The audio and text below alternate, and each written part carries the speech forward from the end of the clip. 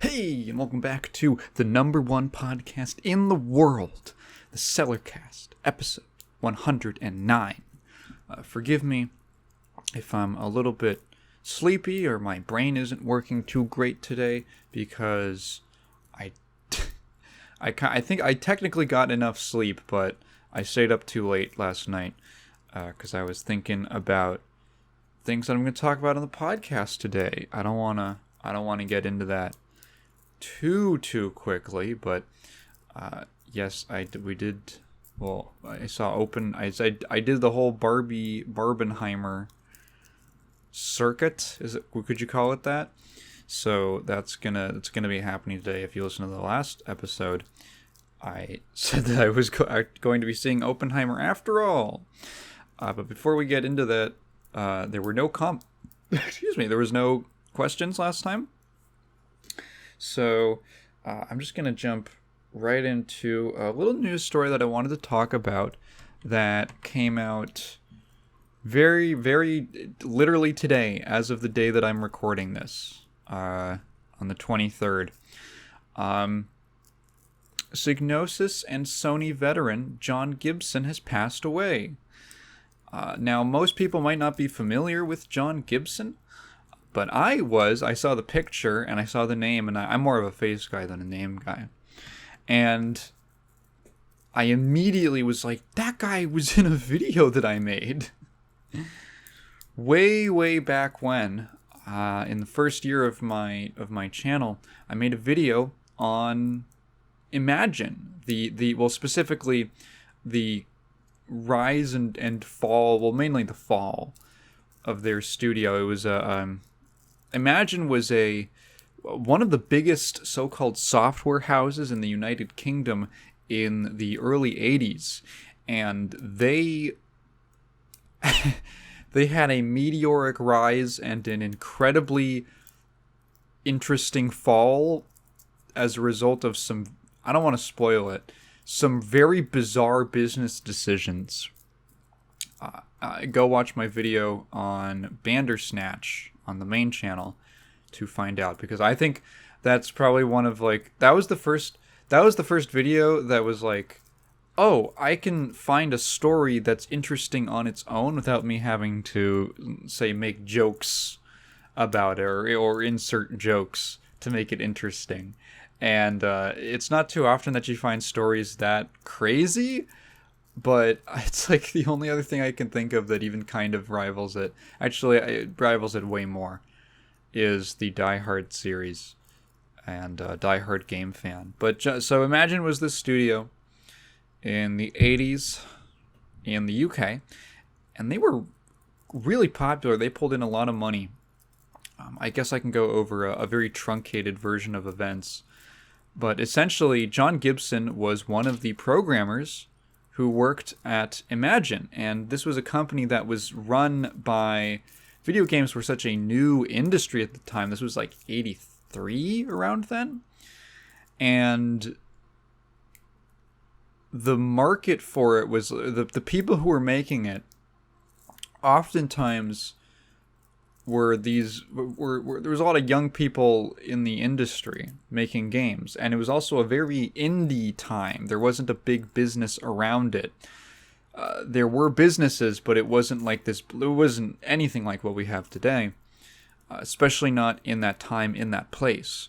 It was a lot of computer enthusiasts because the UK had a really high amount of home PC ownership, meaning that there was a ton of really interesting, innovative stuff that came out of that time period. Stuff that you might look at now and think, oh, what's the big deal? But you have to put it in the context of 1983, and most people have never seen a video game before. Maybe Pong, maybe Pac-Man, maybe the Magnavox Odyssey. Really simple Atari stuff, but now it was a real watershed time for the medium. And John Gibson was very well known at the time, for one of his earlier games, at least that he released, called Molar Mall, which is about brushing teeth. It's about teeth health. Which was really weird and interesting at the time. So He's working at Imagine, and Imagine, during, I believe, the 1982 Christmas season, pulled an insane stunt. A truly incredible business move. Basically, the dominant form of the format that games were played on at the time was cassette tapes. You would load a cassette tape into your ZX Spectrum or something like that. Floppy disks weren't even a thing at the time. Maybe they were a thing, but it was not like the common method of distribution. So when you're manufacturing games or software, you have essentially what is the master cassette. That is what the designer and creator of the game finishes. They first, copy it to a cassette from their computer, and that is the master. That is the most original version of the game.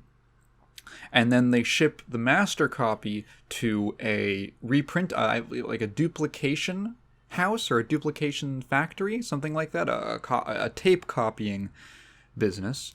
And then the tape copying business, they would order however many copies back from them, whatever they wanted their stock to be, to send out to retailers, right? Imagine decided, this was a company that was run by a bunch of wild 20-year-olds, only one of which had a business degree, and that guy was not allowed to touch the finances for some reason. So Imagine pulls this stunt where they send their copies off for the Christmas season, and they order so much stock that they literally they basically force all of the major reprinting, copying houses, the duplication houses, to keep. They book them out for the entire Christmas season. They booked them out like 3 weeks leading up. They were doing nothing but printing out Imagine games day in, day out. Which means that no other developer or software house is able to print games. They literally forced their competition out of manufacturing. Insane stunt. So their sales for the 82 Christmas season were off the charts. They were literally the only people on the shelves. They were the only people you could buy. And they were like, yeah, this was so awesome. This is a great scheme. And then January. And oh boy, we have warehouses and warehouses of unsold stock that is rotting away that no one wants to buy. We spent so much money booking out all the duplication houses. We could not possibly sell it back. So they start trying to sell these cassettes to retailers. They keep trying to sell these copies to retailers for less than the MSRP of the game. They are trying to make the retailers lose money by taking stock because they cannot sell it to them. They cannot pay enough for the retailers to make their money back. Does that make sense? So they're completely fucked, and they basically take out this gamble on, there's nothing else we can do. We have completely fucked ourselves. It's time for high risk, high reward. The highest risk, highest reward possible. We're going to make the biggest game ever. It's going to be a 2-parter, and they're going to be titled. The first is going to be Bandersnatch, and the second is called Cyclaps. And Cyclaps and Bandersnatch would become the focus of the very first video game marketing hype campaign. before then there were some advertisements for games like in magazines and stuff, but this was the first time that a company had ever decided that they were actually going to run a campaign that would unfold over a couple months. So they got their top programmers together, one of which was John Gibson, and they basically had them star in these print ads where they were just looking at some glowing screen, and then they put out 2 more essentially sequels to this ad showing like the monumental strain that developing Bandersnatch and Cyclops has been. And this was like a story that was unfolding over, I want to say, like 6 months, something like that. Meanwhile, behind the scenes, the game was in complete disarray. It was way beyond the scope of what they could do. They were going to have to ship it with a like the Donkey Kong 64 expansion pack, essentially, like an add-on for your computer that would literally add more RAM to it, just so that they could fit it on. And there's this hilarious scene. Mind you, okay, here's what's so awesome about this. The complete dissolving of Imagine as a company as a result of this was all captured on film, because there was a BBC documentary series called, I want to say, Channel something. And it was based off of, or it was like a program about young entrepreneurs. It wasn't Channel something. I'm thinking of something else. It was a show about young entrepreneurs specifically in the UK, or who were of, UK descent. And they went and they were like, hey, isn't this a great idea for a story? There's this like huge industry booming in the United Kingdom with all this homegrown talent, this in the entertainment industry. Mind you, this was the 80s, again, in a time where the UK was still kind of recovering from a lot of poverty as a result of the Second World War. And it was still very fresh in people's minds, and they were still kind of getting back on their feet. And they did not have a huge cultural export. So they were like, yo, here's all these like young 20-something-year-old guys, and they're starting these companies, and they're making like 35 million pounds at age 23, something like that. This is so let's get this story. And the biggest one is Imagine. So let's go in with some cameras and look in on what they're doing. And they ended up capturing the final days of the company, including an absolutely amazing scene. It's her position is something like, she's basically in charge of meeting with the distributors to figure distribution plans out, like retail distributors. I don't know what that position would be called. So she's going to have a meeting with one of their distributors, and she's sitting down with them, and she's describing the game to him, and the absolute just feature creep that has overtaken the project, but not like in a bad way. She's trying to sell it as like, well, we think it's going to come with like maybe a comic book. We think it's going to be like this big, and it's going to have this, and we're thinking of including this in the box, and we're thinking of having an album put together with like big name UK pop singers doing songs on it, and it's going to be included with the box.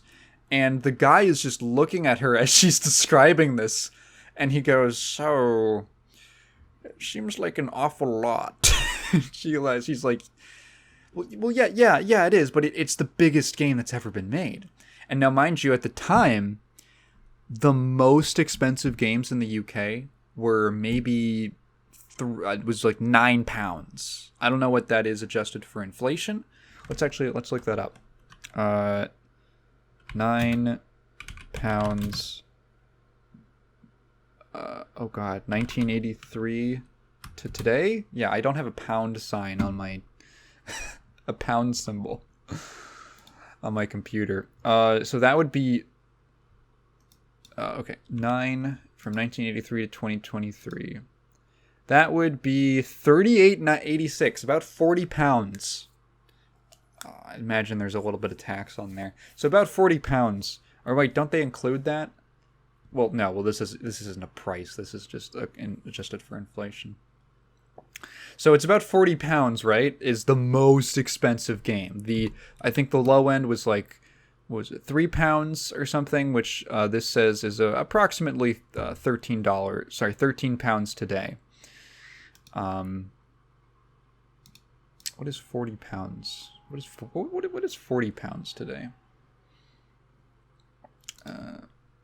40 British pounds to dollars. That's about $50. Okay, yeah. So around that kind of a price range, right? So the most expensive games are like are about $40 US, something like that. Okay, but £9 is the number that we're working with. Inflation's crazy, huh?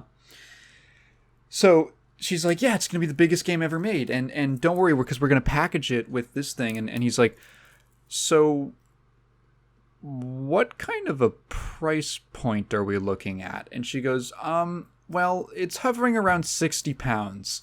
And his eyes just bulge out of his skull for 1 second. He just, 60 pounds? 60 pounds? Fucking crazy. Crazy amount of money. And he's like, and she's like, yeah, but it's gonna be it's gonna justify, it's gonna be the most insane thing you've ever seen. And he's like, oh my fucking god, this is no way. They're completely out of their gourds, dude. And yeah, guess what? They were in a ton of debt. They did not have the money to pay off their debt or their loans. They didn't have the money to pay off the advertisers for the magazines where they ran the ads for Bandersnatch and Cyclops in. So there's literally footage of one of the guys from a magazine coming in and walking down the halls trying to find who's in charge. He's just aimlessly walking around the halls and he's just like, where the fuck is, god damn it, that we're never gonna get this money back. complete shit show. And it's a shame because a lot of the developers who worked there, like John Gibson, were incredibly talented, cool people. And John Gibson was a great source of information. He's given a lot of interviews on what really happened back then in that company. And yeah, just the insane financial mismanagement. So, of that they were doing there. So after Imagine went bankrupt, there's a lot more to that story. It gets crazy. There's literally running from the government in there, and he went off to form Denton Design, or just Denton's. Well, originally Denton's, later Denton Designs, as it would be, which existed from 85 to 94. And they put out some, like, pretty, I don't know, they put out some interesting games like Frankie Goes to Hollywood, which Gibson programmed, was the sole programmer of. He was the programmer of the game, which back then, like, it's like, well, it's the one programmer. It's you're pulling a lot of work. Frankie Goes to Hollywood is a pretty interesting, weird, like, murder mystery game. That it's pretty high concept for 1985, and he was the sole programmer on it. They also put out a really weird, I didn't know about this until I started looking up their history, an adaptation of Dante's Inferno on the Commodore 64. I really want to play this now. Like, it seems really weird, but isn't that interesting? Yeah, he among people and then he would later be be a part of Psygnosis. He did a little work at Psygnosis, which was founded by the owners of Imagine, some of the owners of Imagine. And Psygnosis happened to work out way better, funny enough. So a lot of people who are kind of into the gaming history thing have been mourning his loss. It's a shame. It's a shame that he's gone, but he left us with a lot of great, interesting stuff. Check out Molar Mall. I can't believe he made a game called Stonkers. It doesn't have to do with the stock market. It's like a tank game. It's like a tank strategy game. But yeah, check out... I don't know. Pay him some respects, god damn it. Yeah, and I guess if you're curious, you go watch that video that I did on Bandersnatch. It was like a weird precursor to Cyberpunk 2077. It was almost scary how close it was to that game. Anyway, to that game's like cycle of hype and all that. Anyway, something that I promised last time, which was talking about a game called Satisfactory. So this was a game I heard about a while ago and really interested me, really grabbed my imagination. Excuse me. And I was waiting until it went on a decent sale for me to pick it up, because I don't got all the monies to spend. Excuse me. Now I got like the hiccups. So Satisfactory is a game that is kind of in that, I don't know exactly what to call it, industrial simulation tycoon kind of games. Sort of things like Factorio. Anything that you picture in your mind a game about exploiting natural resources and creating a big system to make things out of resources. And turn things into other things and transport materials from one place to another. And you make a big system. And that is something that makes my brain go, oh, because I love making a system. It makes my brain very happy to put something like that together. And what I was interested about in Satisfactory is that it is a game that it's this kind of game, but it takes place in the first person. And the more that I learned about it, the more it reminded me of an idea for a game that I had way back when I was like a child, like a little kid. I always thought it would be really cool to have a game where the idea was you would land on like an alien planet. I always pictured something like the moon or Mars, something kind of desolate on the surface, with like some very scant resources at the top, but then if you ventured deeper into the world, you would find more interesting like alien sources of energy and materials, and you would use these to build things. I was a kid who was really into Minecraft videos and space, well, like science fiction kind of thing. So I had this whole, I dreamed up this whole idea for a game when I was a kid, and Satisfactory, like,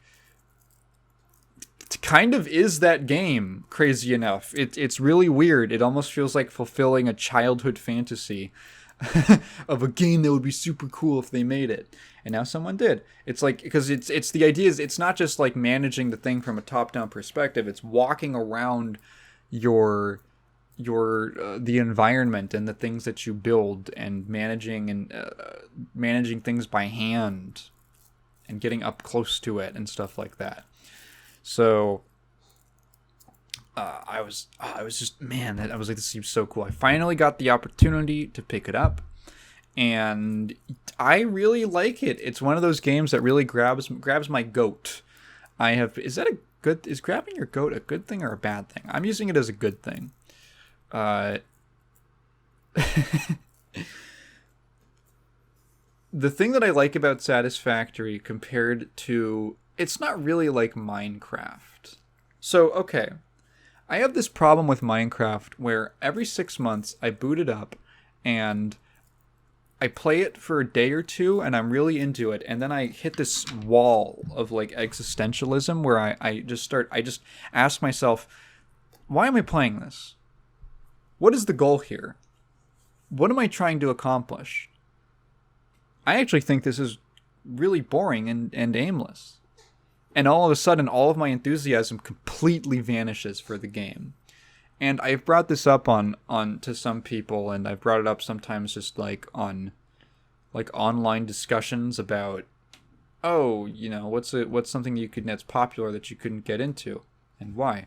You know, those kinds of things. And I would mention for me, it was always Minecraft, because it's something that I don't know, I get the itch to go back to it, and then I go back to it and I'm like, oh yeah, I remember why I don't really like this game that much. I'm not a Minecraft hater, it's just not my thing. Fucking don't think just because I said I didn't like something that I hate it. That's not what it is. Remember, I have a huge middle ground. So people have then said to me in response, like, oh, you should try it out modded. And in my mind, that like defeats the purpose. Like, if I have to mod the fuck out of a game to make it enjoyable, I'm not talking about like quality of life mods that, you know, fix bugs and stuff like that. Like that, I've done that for games, right? I'm talking about content mods that basically make the game into something completely different. In my mind, it's like, well, why wouldn't I just play a game that is that instead of playing a game that I have to mod to do that, right? Like, it seems kind of self-defeating to me. Like, it's like, well, no, it sucks, but if you install 1,000 mods, it becomes kind of interesting and you might like it. Like it's not a very compelling argument to me. But I did love, I used to watch the Yogscast a lot, and I always liked their Tekkit, and I think they did another one that was similar to it, like called Voltic, something like that, playthroughs, where it was just like modded Minecraft Let's Plays that they would do, and these were very like realistic physics and like energy generator building, like big realistic industrial simulator Minecraft mods. And I thought that was really cool, but like I wish that was just its own game and I didn't have to play Minecraft in it. Like, if I really wanted to, I guess I could play Minecraft, but I wish that was just its own thing. And now it is, and it's called Satisfactory. So that's the whole deal. The other thing with Satisfactory is that it gives you very clear goals. So I'll break it down. I'll slow down a little bit. So the premise is that you're like a space explorer person from a company that wants to colonize places on space and harvest them for natural resources, which, you know, in the real world is like questionably ethical, but in a video game is cool and fun. Like killing prostitutes in Grand Theft Auto. So you land on this planet, and then you have the means to harvest resources, and you start out very, very slow. They just want you to build like a base. Which is like its own building. They want you to build like do a couple like regular advancements. Oh, harvest some iron, harvest some copper from the environment. You have a thing that they have like a radar that you can like, and it'll send out a big thing.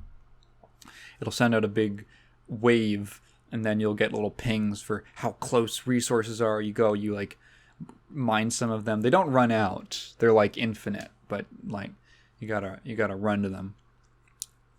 And then you slowly start building up with more and more buildings, and then you run into a building that needs power to run, so you need a generator that's part of and luckily you have 2 generators as part of your home base. Well, how do you power the generators? Well, these ones run off of biomass. You don't unlock coal or like oil power for a while. So these run off of biomass, so you got to go around foraging for leaves, and you put the leaves in the thing and you connect them with some copper wiring, and then the thing runs, and then you build conveyor belts. You get the thing, you get a way to, you start out with these little like remote miners that you just kind of set down, and they're like little machines, and they just automatically mine a thing, but you have to go and manually take them out. There's a lot of tedium. Well, not a lot. There's enough tedium to make you go, I wish there was a faster way to do this, and there is. It is a deliberately unsatisfying, kind of annoying experience for just long enough that you're like, I wish there was a better way. And then you see the goal, and they're like, there is a faster way to do this. And you're like, oh, I got to get to that. So the portable miners, right? You set them down, but you got to take them out by hand. Then you do some like leveling up of your base by fulfilling certain objectives and getting a certain amount of resources. And then it's like, oh, now you can make a miner, like a full-on mining rig that you can build on a resource spot, on a deposit. And then you can get conveyor belts, and they'll move the raw ore into a smelter that'll turn the raw iron into iron bars, and then iron ingots, and then you can build another conveyor belt that goes out of the smelter and into like a thing that like constructs that assembles objects from one thing into like a regular, like one-to-one. There's like manual crafting that you can do of items, but you can automate the process with the building. And certain buildings were like, okay, this will take one item and turn it into one item, or this eventually you get like this will take two items and turn it into one item that's like more advanced and complex. And then I'm assuming it gets even bigger from there, but it's just this like steady process of getting more resources to build more things. And the answer to why is this taking so long is increase production. Find more iron, find more copper, build more miners and conveyor belts, and they will span the land. So building a conveyor belt is as simple as like you take out you hit the Q button, which is the build button. Select the conveyor belt, and then, or you can hotkey buildings and stuff like that. And then you just click from like one, like the entrance or the exit of a machine of a building, and then you just point over at another one, and if the conditions are correct, if it's not too steep or there's like not another building in the way, then you can usually just materialize it. Hey, one thing this game does, it lets you clip conveyor belts through each other and through the terrain at certain points. I don't know how much of it is intentional. It looks very buggy and messed up, but it's like a godsend. It is a godsend. Because eventually I found myself, it's one of these things where you start setting up your whole base and it starts expanding and expanding and expanding with like, okay, well now I need this because I need this item, and that requires these two items. So I'm going to have to get like this whole supply line to automate making it. And then you keep adding and adding and adding onto it, and I'm like, oh no, now this is getting really messy. So the ability for conveyor belts to just clip through each other with no issue is like a godsend. It's incredible. I end up realizing, I'm like, oh man, if I did another run or I started another campaign, right? Maybe I'd probably just with the knowledge set things up a little more elegantly. This is just my first run and my first planet or whatever. But as of now, I'm happy with the progress. And there's all these different means of progressing and different things that unlock you more things. And it's not just like arbitrary stuff. It's like, here's a new item that you can craft that unlocks more things that for you to build. There's like this whole research building that you can build, and you put certain materials in to research it, and it unlocks you things like more inventory space or access to, one of the best things I got was the biomass fuel so far. So one of the best things so far was the biomass fuel. So you can turn leaves and wood, which are just like the biomass, like raw fuel, and then you could turn them into like a compost looking thing. And that's like way more efficient and long lasting than just the raw materials. And you can turn that eventually into like fuel, like basically like what is it called? High density or something like that. Biomass fuel, heavy biomass fuel, something like that. And then that's like even longer. I'm like, oh yeah, I got this figured out. Now I have a thing. So I have like 4 different lines of production from a couple different iron ore deposits. I've got a copper deposit that is just feeding me constant wiring.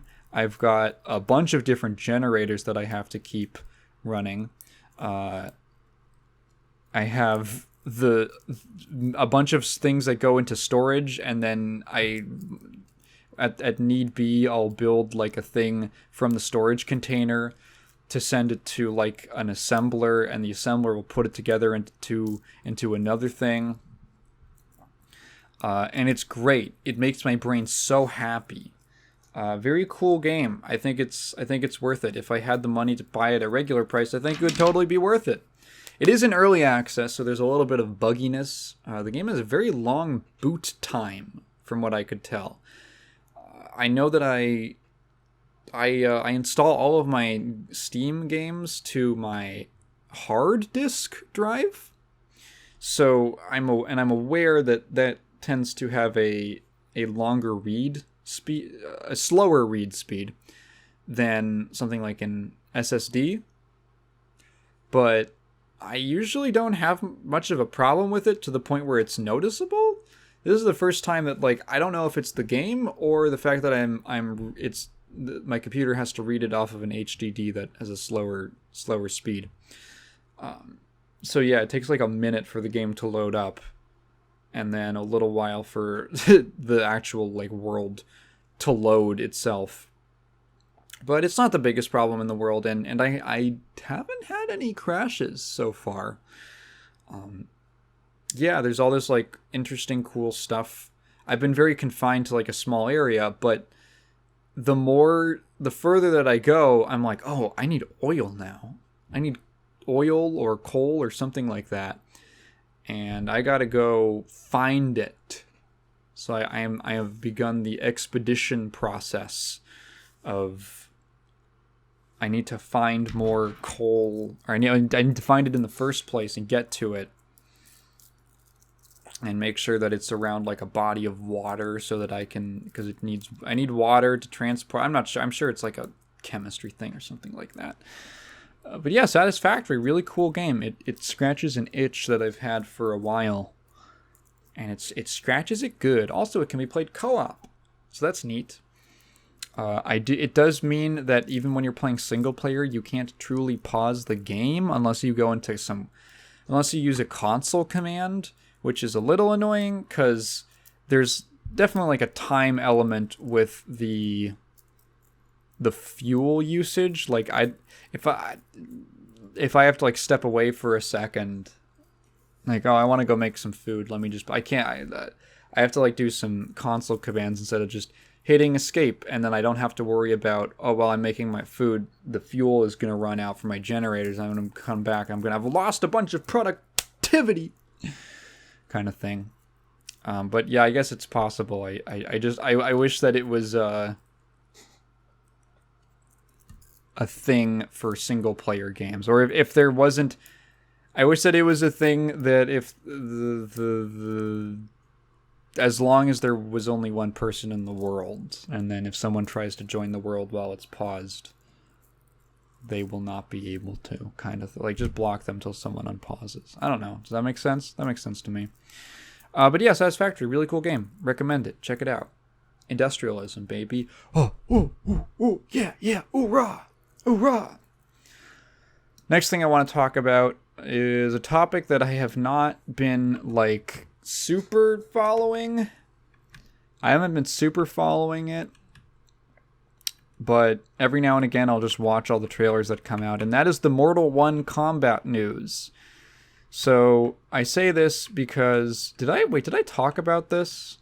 I don't know if I talked about this on the podcast. If I did, you'll have to listen to me again talk about it. They did a trailer. They've done two big trailers so far.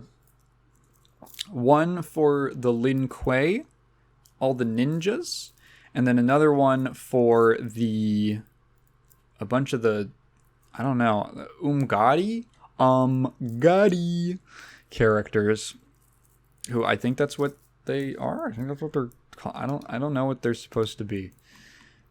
This is the first time I'm not the most familiar with Mortal Kombat lore, but I hadn't heard of the Umgadi before.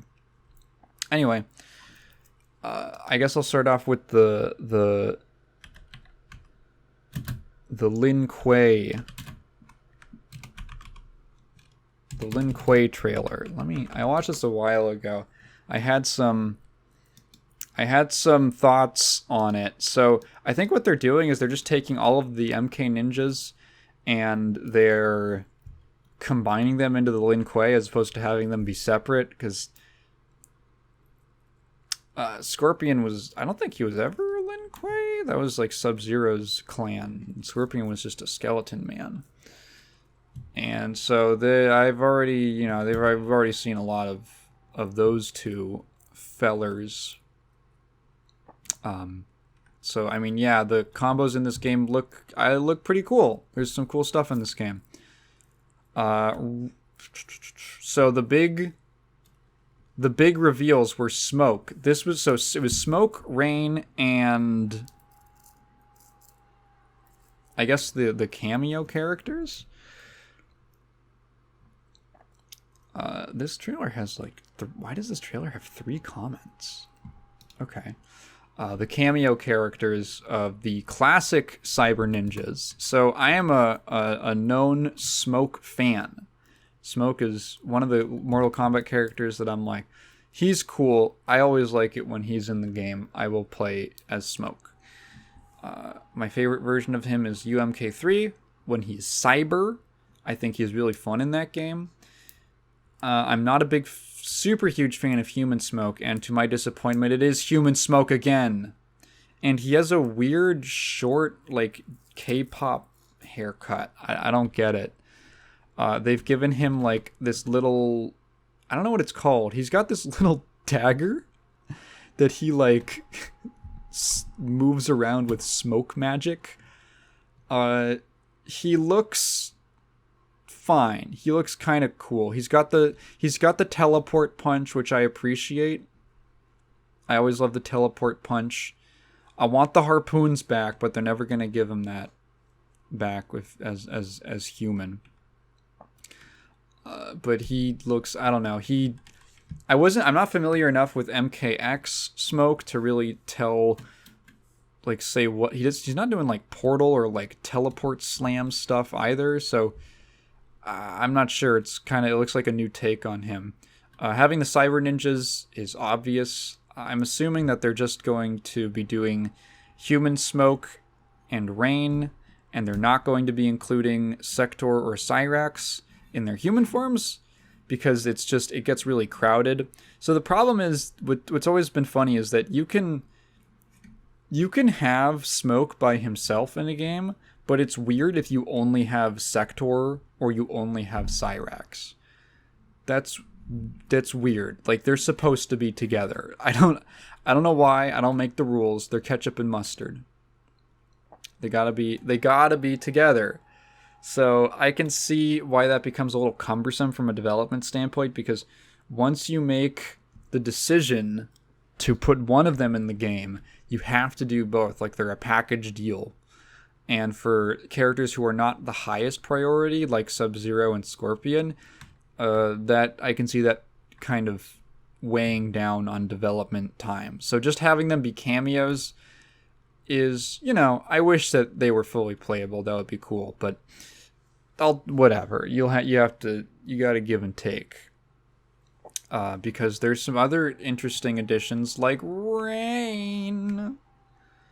And Rain, at first, I was not, like, super interested in his new redesign until I saw the staff, and I was like, wait, he's like a water mage now? He's not even ninja. anymore.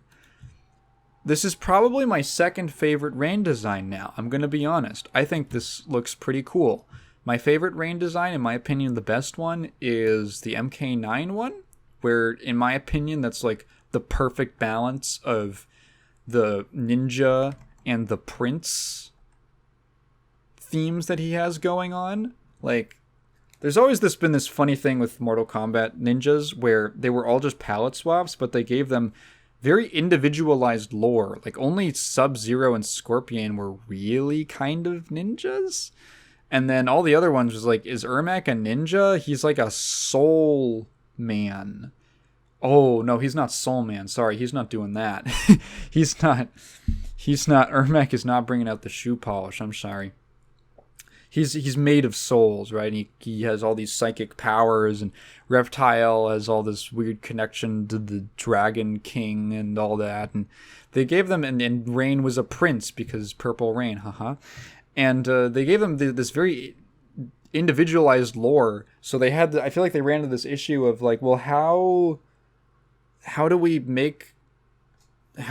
slowly change their designs, or how do we make their designs reflect more of kind of what the character really is, and not a palette swap, which we only used because of graphical or like memory limitations back in the 90s. So that results in a lot of interesting changing designs for these the other ninjas. In my opinion, my favorite Rain is MK9 because it mixes both of those ideas really, really well. Both of his themes really well. Because he's it's like, I love the black and the gold and the purple. He looks like an assassin and like a sneaky fighter and stuff like that, like a ninja would, but he's also got like a regality. I think he looks really cool. Not a big fan of like big cape Rain personally. But this is probably my second favorite design for him. I think the water staff is really cool, and just using like this orb of water and manipulating it, and like, oh, he makes a whirlpool, and then he shoots, like, he's doing some weird stuff in this. Like he summons like a rain cloud, and then he shoots a ball of water down from the cloud, and then he makes a portal and he zips to another part of the stage. It's like, okay, it's at least interesting. I like that this game, I don't have an investment really in the way that Mortal Kombat plays too much, but like fast or slow or whatever. I've heard some stuff about how, about that in regards to this game from people who are more familiar with like NRS games gameplay-wise. Gameplay-wise. So stuff that they picked up on that was not as obvious to me, like the speed of the strings and such. But I appreciate at least that they're putting cool, nutty-looking stuff into the game. And visually, it looks a lot more interesting. They still have a little bit of that classic NRS stiffness to them, which I'm not a huge fan of. But at least it's like, I don't know, it's better. It's probably the best animations in an NRS game to date.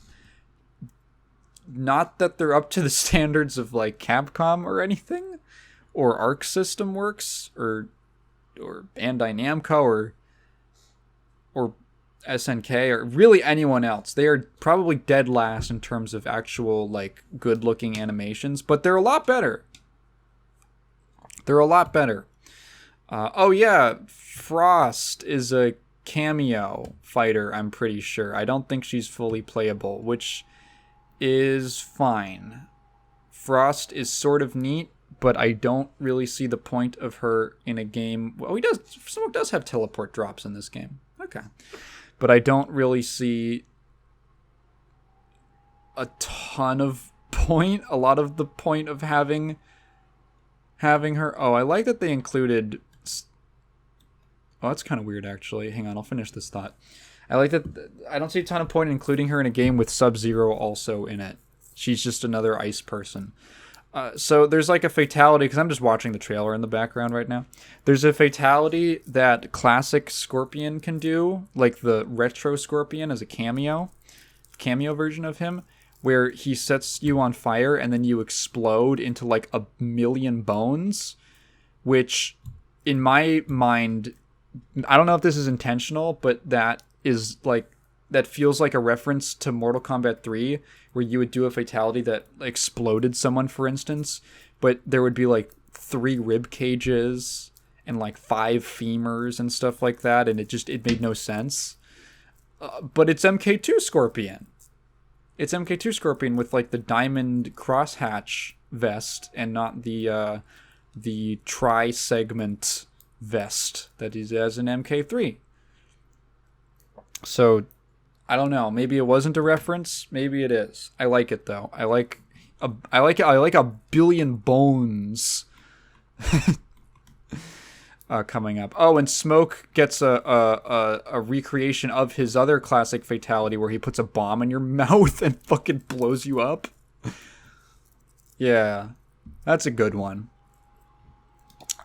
So overall, Lin Kuei, design-wise, not super into the Smoke redesign. Maybe he would be fun gameplay-wise. I don't know. I might not buy the game. I'm probably not going to buy the game. Then the Gotti trailer, which pleasantly surprised me in some ways and in other ways not. Well, the DLC did not. So first of all, Li Mei's back. Wow. I'm actually very surprised. Li Mei is a character who feels like she's from the 3D era. I like that this game is bringing back a lot of 3D era characters. Not the ones that I like, because fucking Darius is in this trailer. Shitty Blade. That's what he is. Blade would be such a cool guest DLC, right? He would be such a neat guest DLC. Yeah, that's perfect. Why didn't they get Blade? Maybe Marvel stuff. They didn't want to be associated with it. Anyway. Didn't they have Fox properties? Whatever. Anyway. So, Li Mei is a character who feels like she should have been a lot more important than she was. The 3D era had a lot of these characters who's like, oh, they seem like they're going to be important. And then no. And then nothing. I don't know. And then Armageddon happens and fucking everyone dies. So bringing her back is really cool. I actually think that's a great move because she was kind of like the successor to Liu Kang after he died in Deadly Alliance, which was a crazy fucking move back then. She was kind of the successor to Liu Kang, I feel like. And now Liu Kang's not dead, but he's taken on a completely different role in the story. He's not the protagonist anymore. He's really he's the new like Raiden. He's the new mentor guide character, which is a cool arc for him. And I think I hope what they're doing is now they're going to position Li Mei as being the new kind of protagonist or a lead character of the series. I hope that's what they do. The fact that she wasn't revealed off the bat is a little, maybe puts a dent into that theory, but I hope so, because I think that would be a cool way to actually bring her character back and have her be cool. I think Li Mei is neat. I think she's fine. There's some characters I don't care for from the 3D era, like Darius, but she is not one of them. I wish Draman was in this game. You know what I want them to do? I want them to bring back Draman and then like combine him with Meat. Combine him with Meat, like gameplay or lore wise, because I think Meat is cool, but I don't think I could handle him in a modern NRS game that is so grotesquely brutal and like overindulgent in its gore. I don't think I could handle Meat as a character, a photorealistic, skinless person walking around. It is just barely palatable for me in MK Armageddon back in the 3D era, because those games had goofy action figure proportions and like it's at least cartoony enough that I can sort of get over it. It's really the eyeball stuff. Eyeball stuff really skeeves me out. But I think Draman is cool, and you can go fuck yourself if you don't like Draman. I think he's neat. I like that he's a fucking ugly corpse with a weird mask and an iron club on his hand, and he throws plague flies at you, and he smashes the ground. I think he's cool.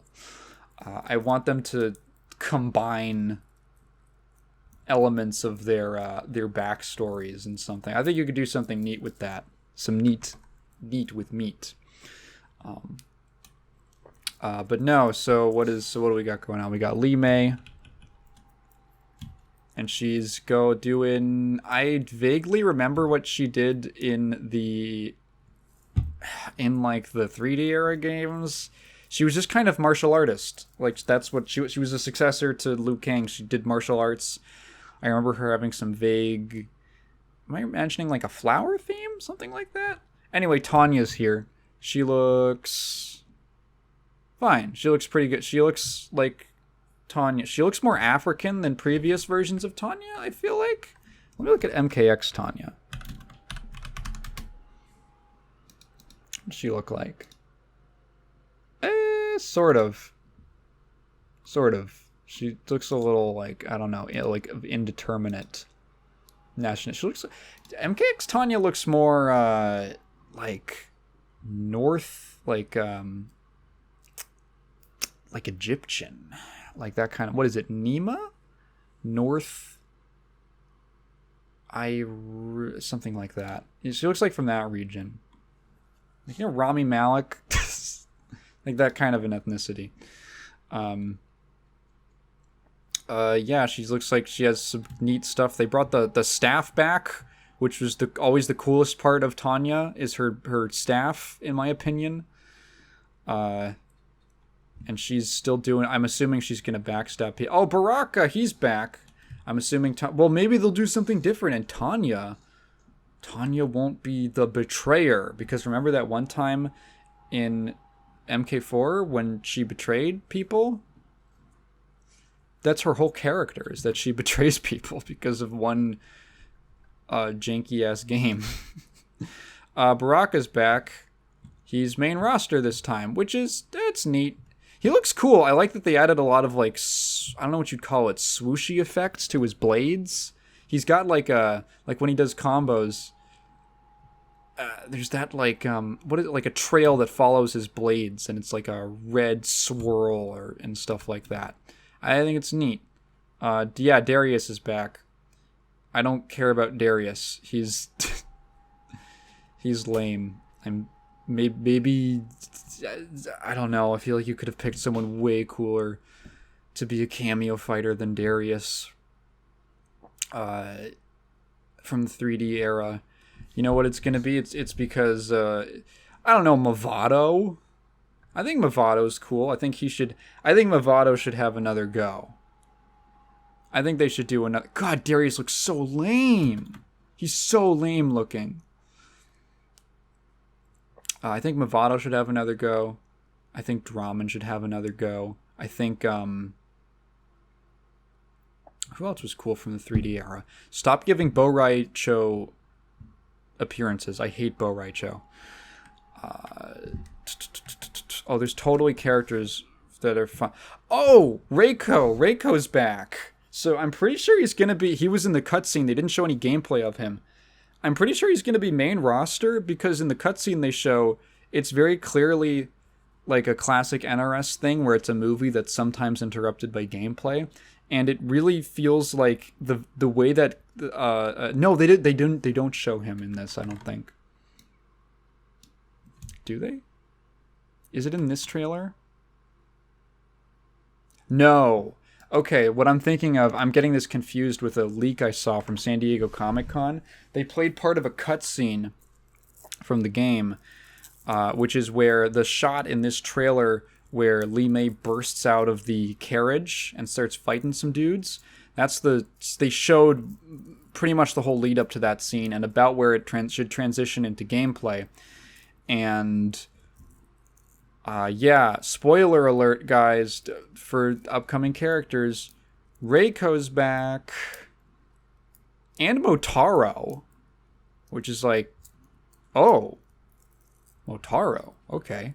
Did they So, it seems pretty obvious to me Reiko's going to be main roster playable unless he's just an NPC only fight, which I doubt they would do because he has a pretty detailed model.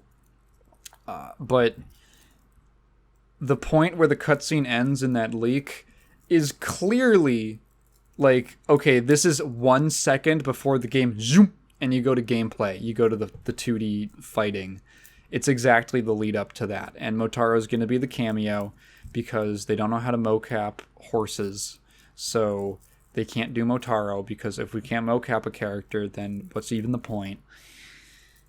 Which, fine, makes sense. So, I don't know. I have this weird, ironic love of Reiko. Go watch my side channel video called Fatality of the Author. I find him very funny because of how boring he is. I think his lore is extremely... He's like nothing. He's like a nothing character. And the only interesting thing that ever could have been... they ever could have done with him just went nowhere. And they said that, yeah, just, I don't know, it didn't happen. Just like... Okay, fine. He has like no personality at all. He's like Abel from Street Fighter 4. That's what I think of Reiko. Maybe they'll bring him back and make him more interesting and give him something to do and a purpose and a goal outside of just being a general in Shao Kahn's army. His famous quote where he says he's a general of Shao Kahn's army. Yeah, so how do I feel about the roster? I'm glad that they're bringing back a lot more 3D era characters. I'm glad Smoke is playable again. He was gone for too long. One game. I wish he was Cyber Smoke, but, you know, they hate me and they had to give him a little K-pop haircut. But really, no, I think the rain design is good. I'm glad that Lee May is more involved. That she's back at all. I think it's neat that she has this sort of... They showed off a little bit in the trailer. She has like a fireworks theme, sort of. Like she makes things kind of like spark and turn into sparks and shit. That could be cool. Am I interested in playing the game? Maybe, maybe not. Who knows? Depends on how many animators get PTSD from having to look at pictures of real life mutilations for hours on end, for days at a time. That was so cool. It was so cool when that happened.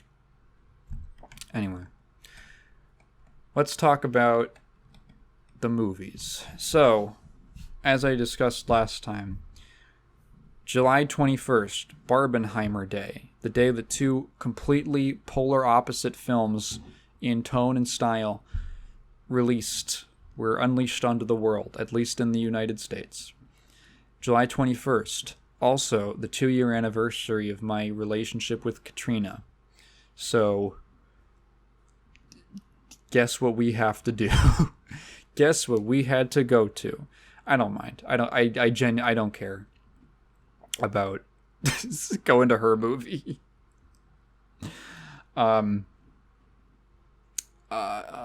So we went to go see Barbie.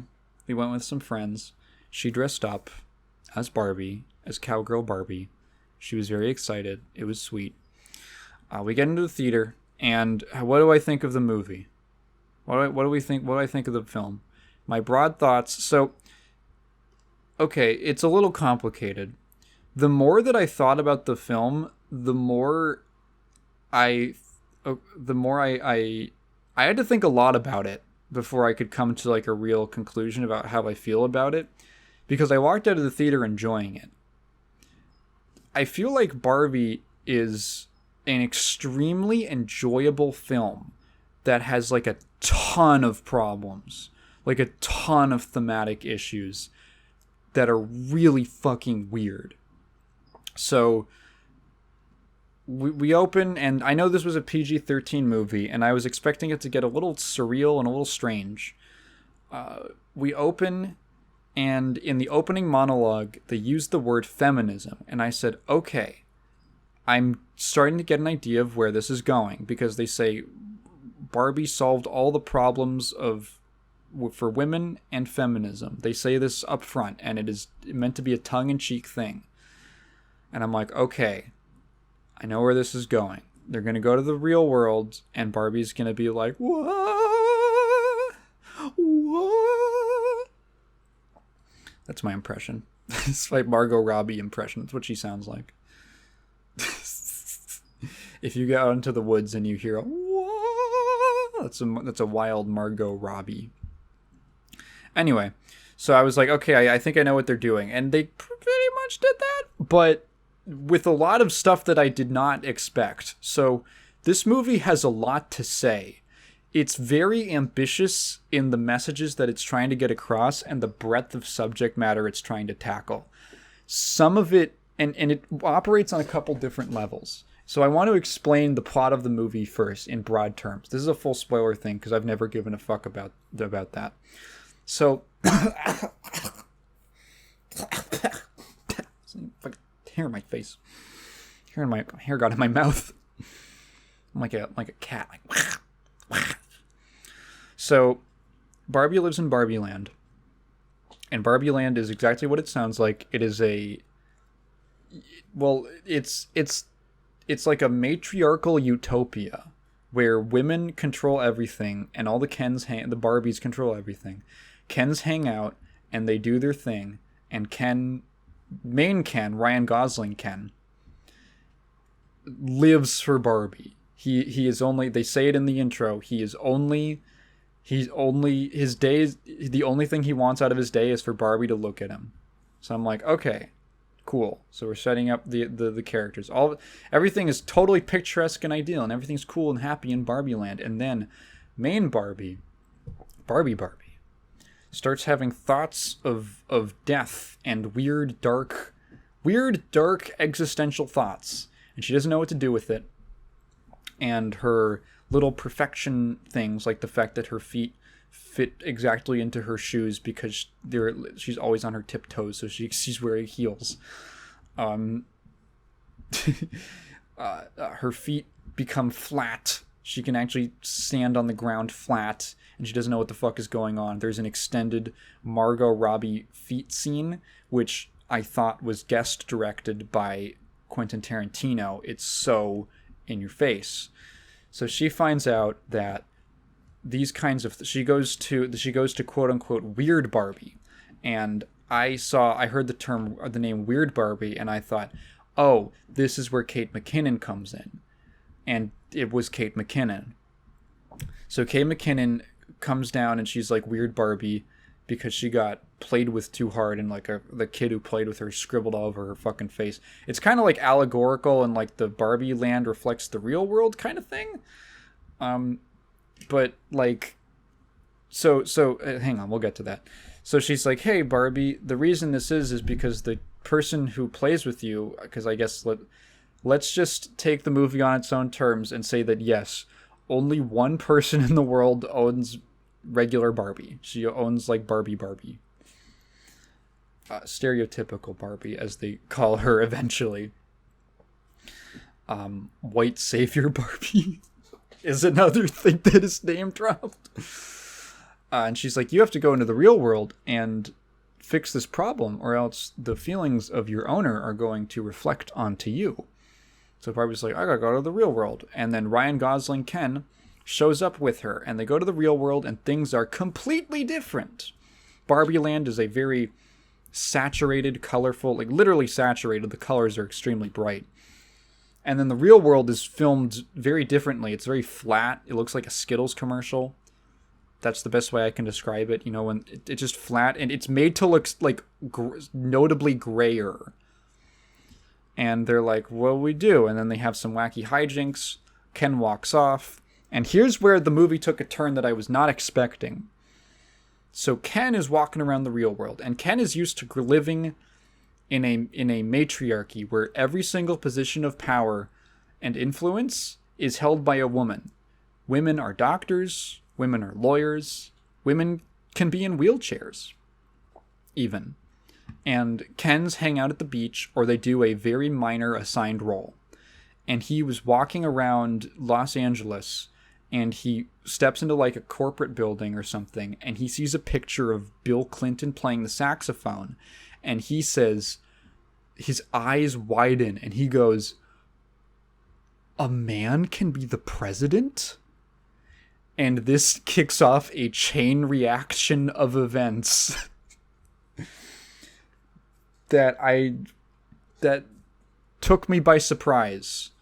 So the president in the Barbie land is a woman, right? Everyone's a woman who holds any kind of influence or power. Women are the only ones who can earn Nobel prizes. Women,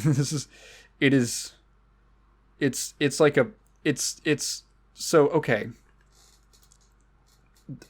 At first, okay, fuck. Okay, let me just keep going with the synopsis. So Ken goes back to Barbie land, and he brings some books which I think are on like feminist theory about like the patriarchy.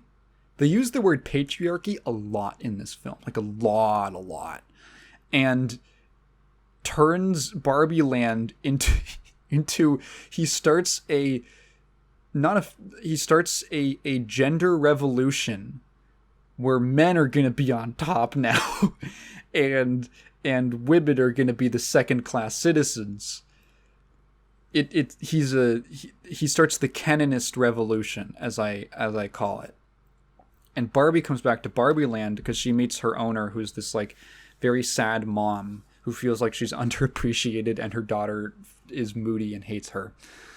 And they come back to Barbie land because Barbie's trying to show her what's going on with like how I don't know. She's like, let me, I don't know, cheer her up. There's a long ass feeling movie and there's a lot of shit in it. I don't remember the exact justifications for everything. They go back to Barbie land and she sees that she's like, what?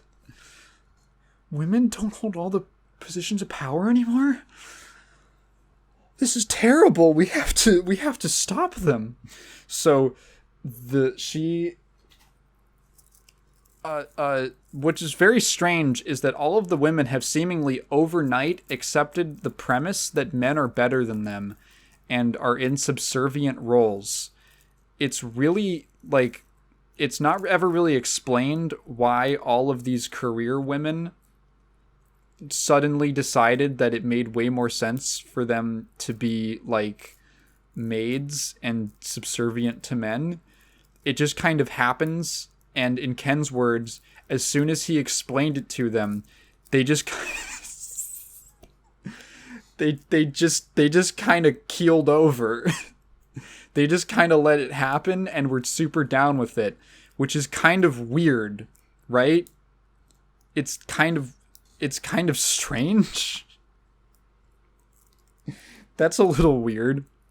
So they turn the Kens against each other because the Kens are going to vote to change the Constitution, and they turn them against each other long enough that they can pass a new vote on the Constitution. All the Kens have a big battle with each other on the beach with plastic toys, and then during the battle, Ken and the Asian Ken, who have been kind of rivals throughout the film, kind of jut their chests out at each other and create so many sparkles that they all transition into an elaborate choreographed dance number on a stage, and they're all wearing black t-shirts and jeans, and they have this incredible dance number, this astonishing dance number.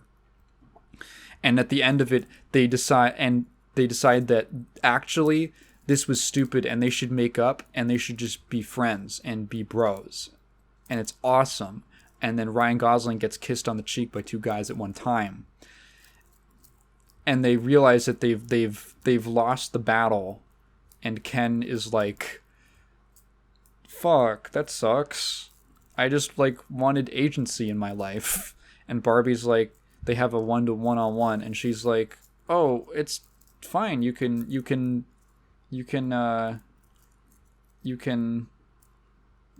I mistreated, I took you for granted, I think is the line. I took you for granted. I didn't appreciate you, and it's kind of fucked up how the way that we treat you. And he's like, well, thanks for saying that. And she's like, one thing that I learned, I completely left out Barbie's story arc. Barbie's story arc is about her relating to this mother and the feelings of the mother reflecting onto her. And the mom feeling like she's underappreciated and like there's a bunch of societal standards that conflict with her that she can't understand, and she feels like she's never being a woman properly, which is the insecurity that Barbie feels when she starts having these like dark thoughts at the beginning of the film. She feels, oh, I'm not supposed to do that. I'm supposed to be like perfect, right? I'm supposed to be like perfect and pretty and all that. And now I feel ugly because I'm sad and I'm crying, and I'm not supposed to cry. There is an incredible cutaway gag to the new Depression Barbie, who sits in her bed and eats ice cream and watches the BBC's Pride and Prejudice on DVD.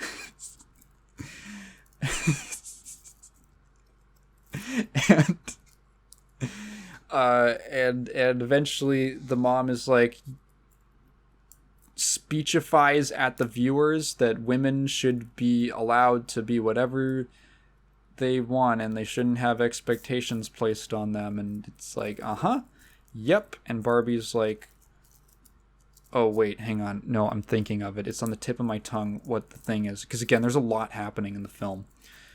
She is like, hey, if I'm the like most basic template Barbie, like the stereotypical one, and it's okay for me to feel sad and feel conflicted and have all these complicated emotions, maybe it's okay for any woman, and it's not a bad thing for you to feel like that. And that's her lesson. And then at the end of the film, she talks to the ghost of the creator of Barbie, Ruth something, I forget her last name. And they make many allusions to Ruth's tax evasion history. And the fucking end of this movie feels like a Hideo Kojima game.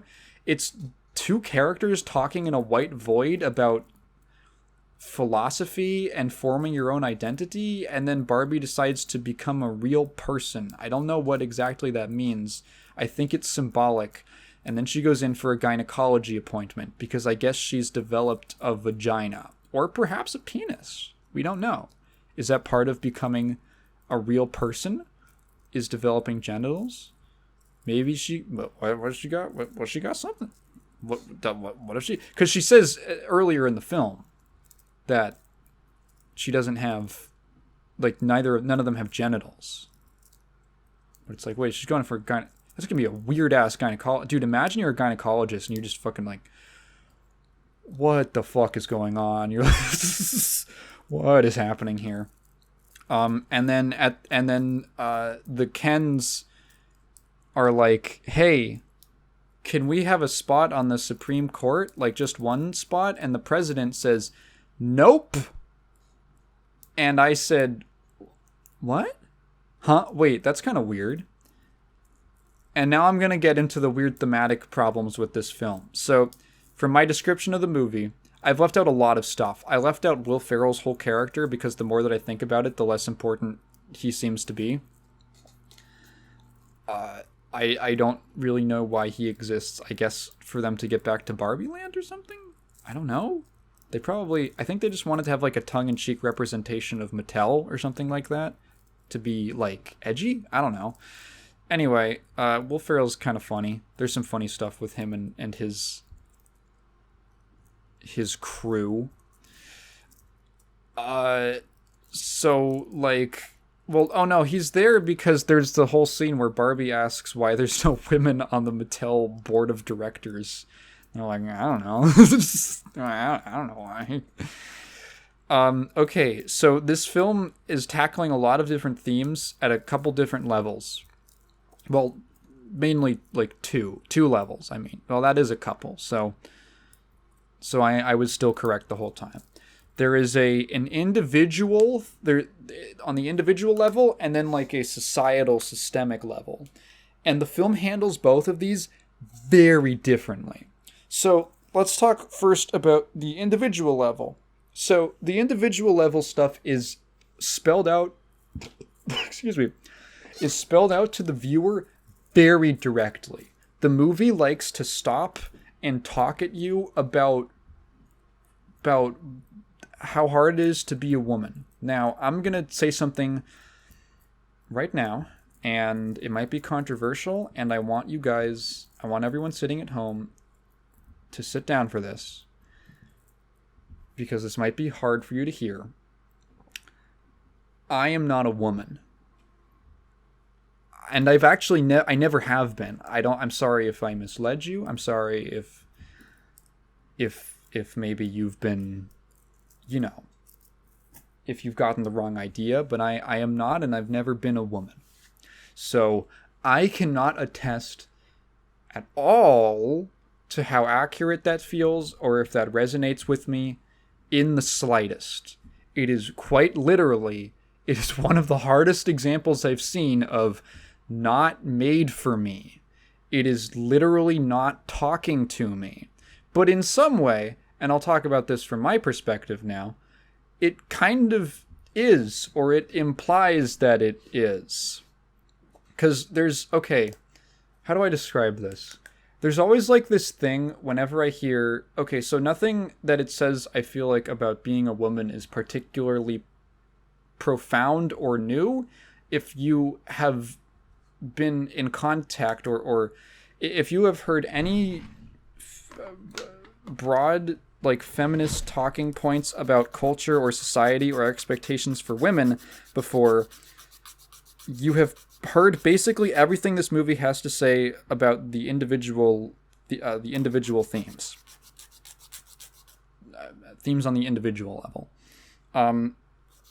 It's so for me it becomes weird. It becomes weird because like the things and the standards and such is like, well, I don't do that. I understand that that's like, you know, unfair to put onto somebody.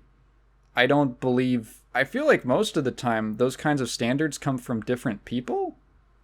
Like, oh, you should be a leader, but you shouldn't be bossy. I feel like those come from different people who have different interpretations or stuff like that.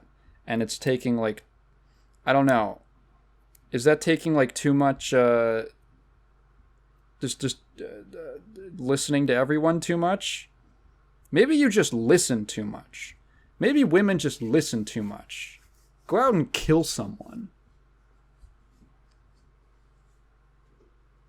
That's my message. Women, go out and kill someone. Just don't do anything in relation to anyone else. Or based off of anyone else. Go kill someone right now. See, that's not an invitation to go kill people because I just said don't do things other people tell you to do, especially not a man like me. So you should not go kill people. But you should go kill people. See? It's like there's a bit here with it's like one of those like this statement is false kind of things. Anyway, I had an idea and it didn't fucking work out. Anyway, so it's like, yeah, well, I don't feel like I project that onto women. I don't think I do. I hope I don't. I imagine I don't. So when someone like sits and talks to me at length about it, it's like, yeah, no, I understand. No, I get it. Like, you don't have to tell me twice, dog. I went to an all-boys school, right? I went to an all-boys high school.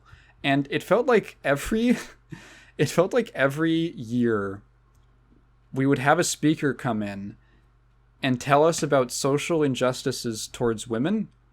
And it was like, no, I get it. Like, I understand. And maybe, like, I am the exception. Maybe I'm super cool and special and socially conscious. But, like, I get it. I have no intention of assaulting a woman. I would be very upset if that happened to someone I knew. I get it.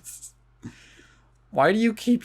It at a certain point, it almost feels like patronizing. That's from my perspective. It's really hard to watch, I don't know, someone speechify at me and not feel like I'm being attacked or judged for something that I don't really engage in.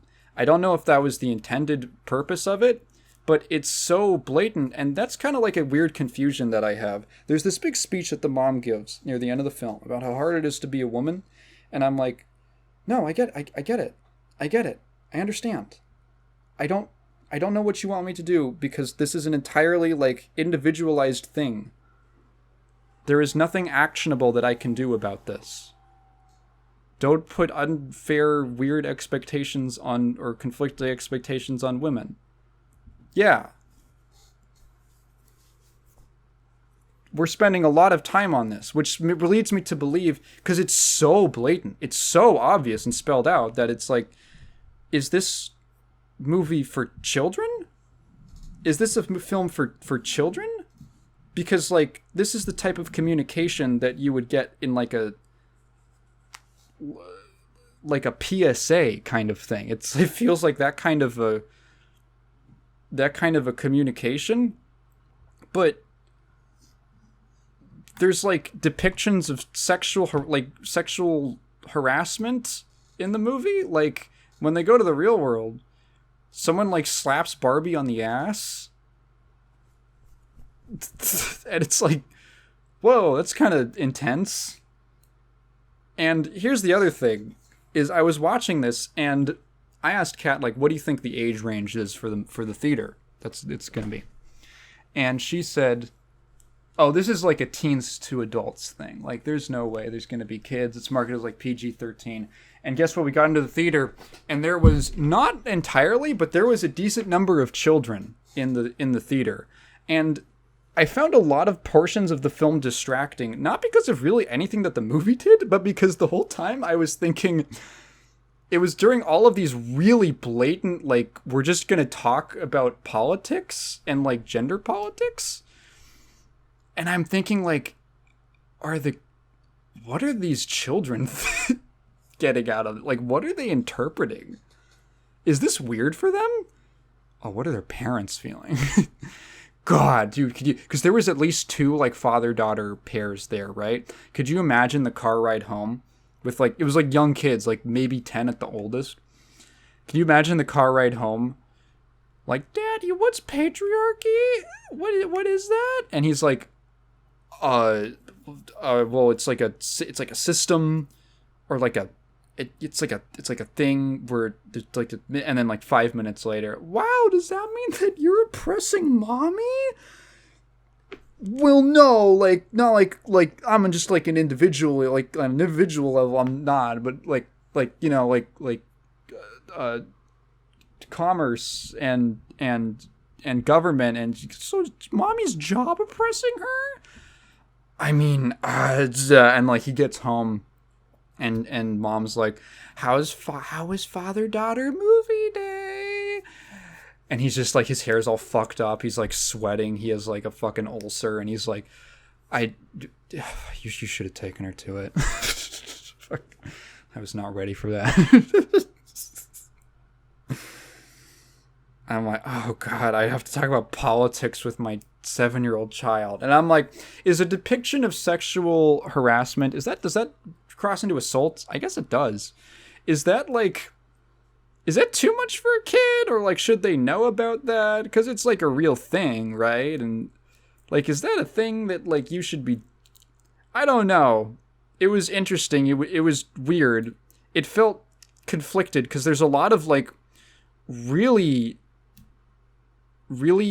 heady political talk, and then that's kind of matched with very straightforward, almost dumb, like, communication of those ideas.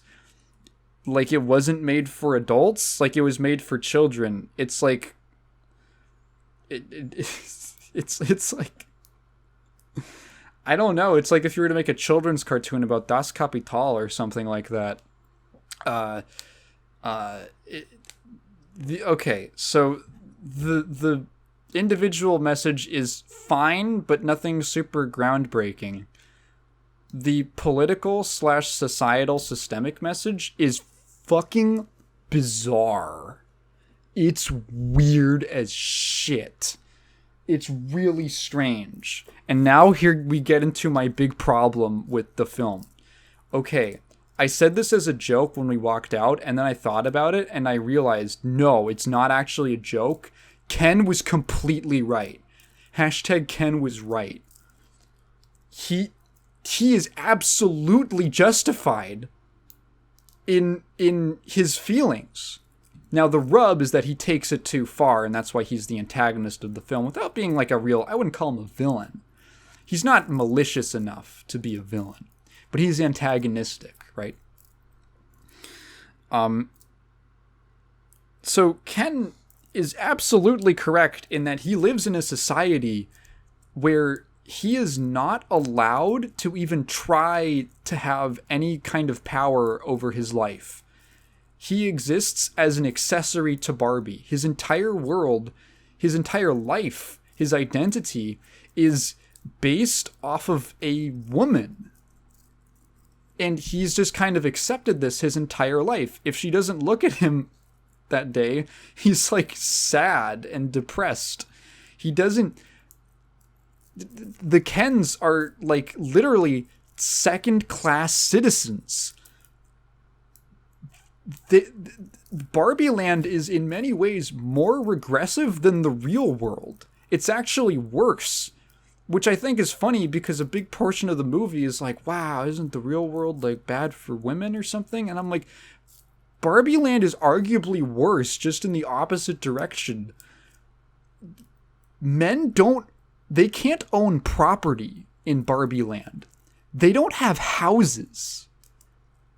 There's a scene where they're at, like around Barbie's house, and she's the one of the characters, the daughter or the mother is like, where do the Kens sleep? Do they have houses? And Barbie goes, I don't know about that, actually. I don't know. Like, they don't. Where do they sleep? In the dark? On the ground? They're not allowed to have, like, women are allowed to be anything in Barbie Land. They can be doctors. They can be, like I said, doctors, lawyers. They can be firefighters. They can be vets. They can be president. They can be on the Supreme Court. They can make policy decisions. They can literally control the world.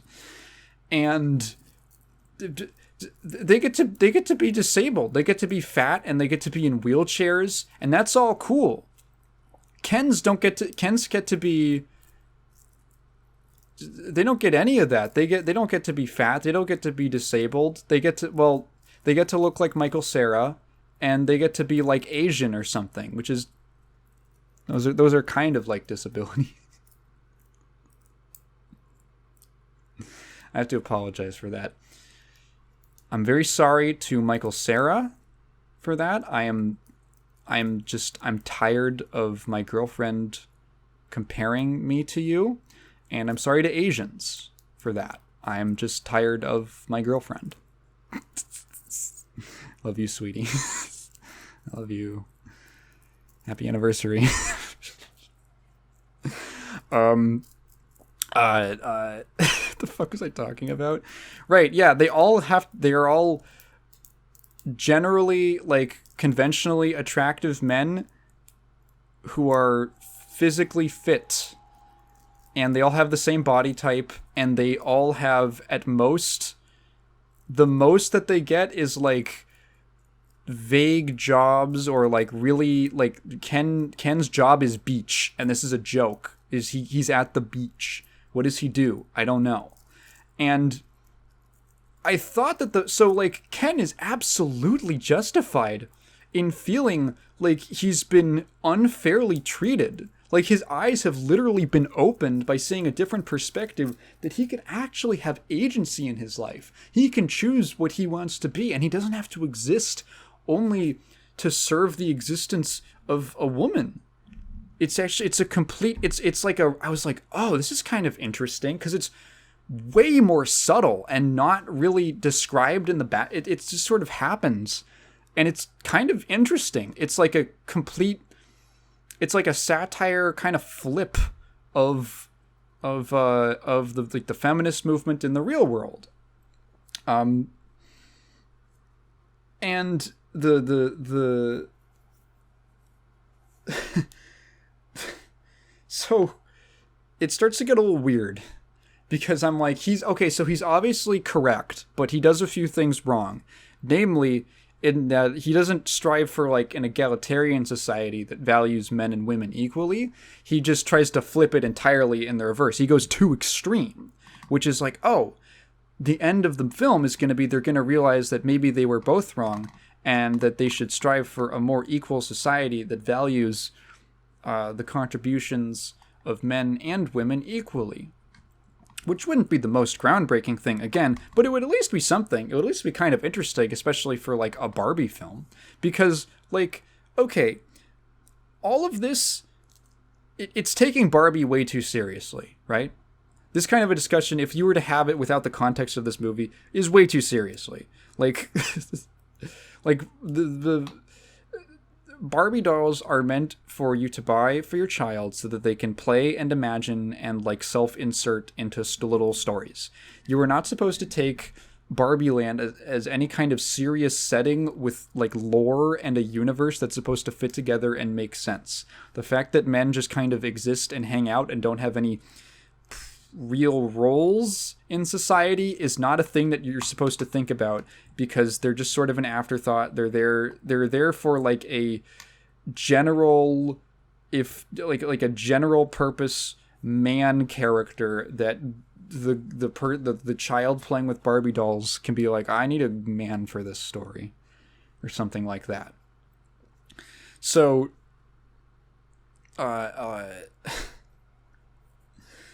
this film is taking that idea and it's taking it very literally in like a Toy Story 4 kind of way. It's getting meta with it. And it really works for me until the ending. Because the ending where the Kens are kept down and basically kept as second-class citizens is really weird. There's a line from the narrator who says that the Kens will just have to work at progress slowly, just like women in the real world. And I'm like, okay, you don't really... I'm gonna call bullshit on that really quickly. In the real world, there is not like a single man who can, like, at the snap of his fingers, suddenly make an equal opportunity society for men and women. That doesn't exist. There is not a person like that. In Barbie Land, there is. It's the president. She can do that. They ask her and she denies it. She can literally choose to make an equal society, and she chooses not to, and instead hands them basically this meager appeasement for representation and says, well, maybe eventually, if you try really hard. They're never going to fucking do that. They are never going to do that. They're never going to let them have power. What the fuck? You have to force it. So there's going to be a Martin Luther Ken in this universe, and he's going to march onto the Supreme Court, and they're going to take it peacefully or by force. This film is setting up for like a revolution. Like, okay, I get that it's like, here's what I don't buy. Here's where it falls apart for me, is because, okay, Barbie Land is supposed to mirror the real world. Except for the fact that it didn't really in that kind of a societal way in the beginning, because again, the real world is actually more equal opportunity than the Barbie Land. So I guess it's Barbie Land is like stuck in the 20s? Can men vote? Can men vote in this world? I don't know if they can. The problem for me is that I was okay with it being a metaphor and an allegory at the beginning, and then as the film wore on, Barbie Land stops feeling like a metaphorical imaginary world because they literally, like, real people go to it. It's just off of Venice Beach. It starts feeling less like an imaginary fantasy land and more like a small nation off the coast of California that's like 5 feet away. And for me, the metaphorical nature of that world starts to break down, and I'm starting to think about it because, like, okay, here's the issue. I have been brought to care too much about Barbie Land. The film has made me all of its emotional investment is in the fate of Barbie Land. There are real consequences I guess, if the Kens choose to overthrow the current government. And you are meant to care about Barbie's quest and her scheme, really, to undermine that and return the ruling class to power. Which is what's happening. Which is what is happening.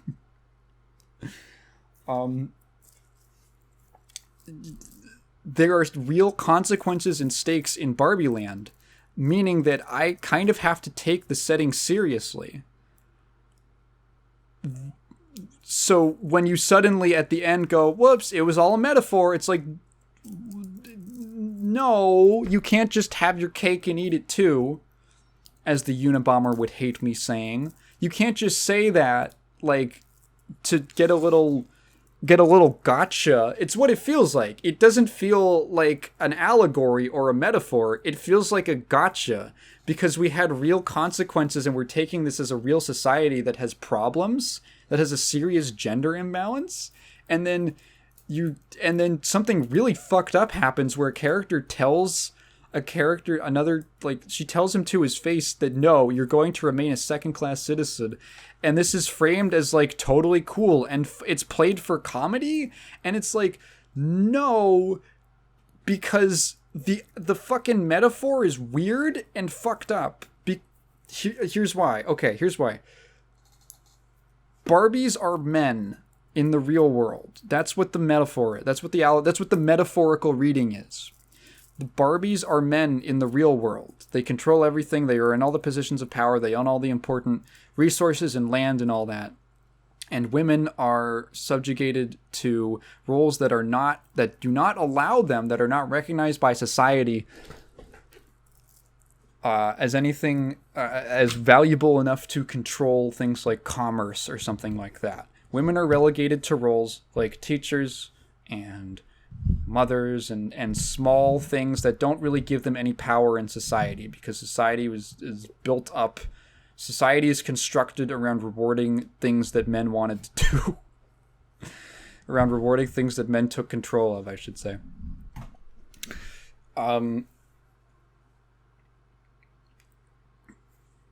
That is what's going on. And the Kens are women, and they are fighting for their rights.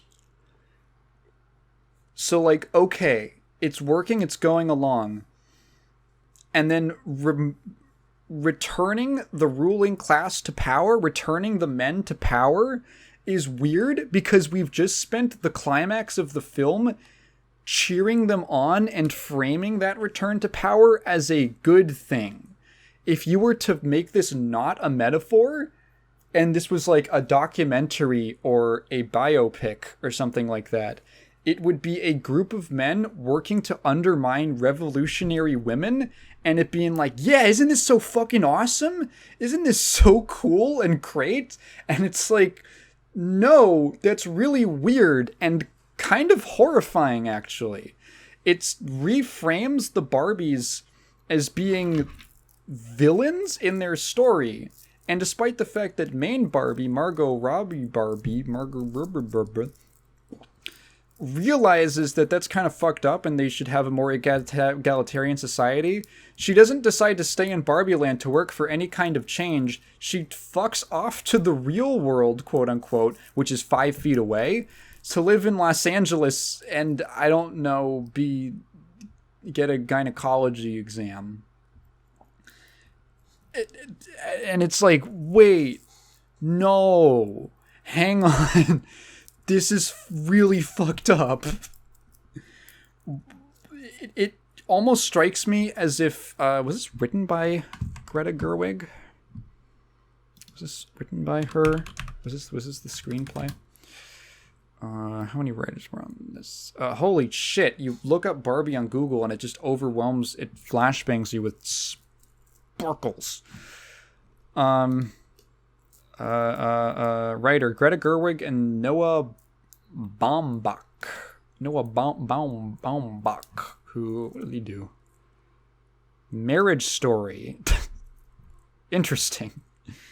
And Madagascar 3. And Fantastic Mr. Fox. The screenplay specifically. What a weird discography. And The Life Aquatic. Interesting. Okay.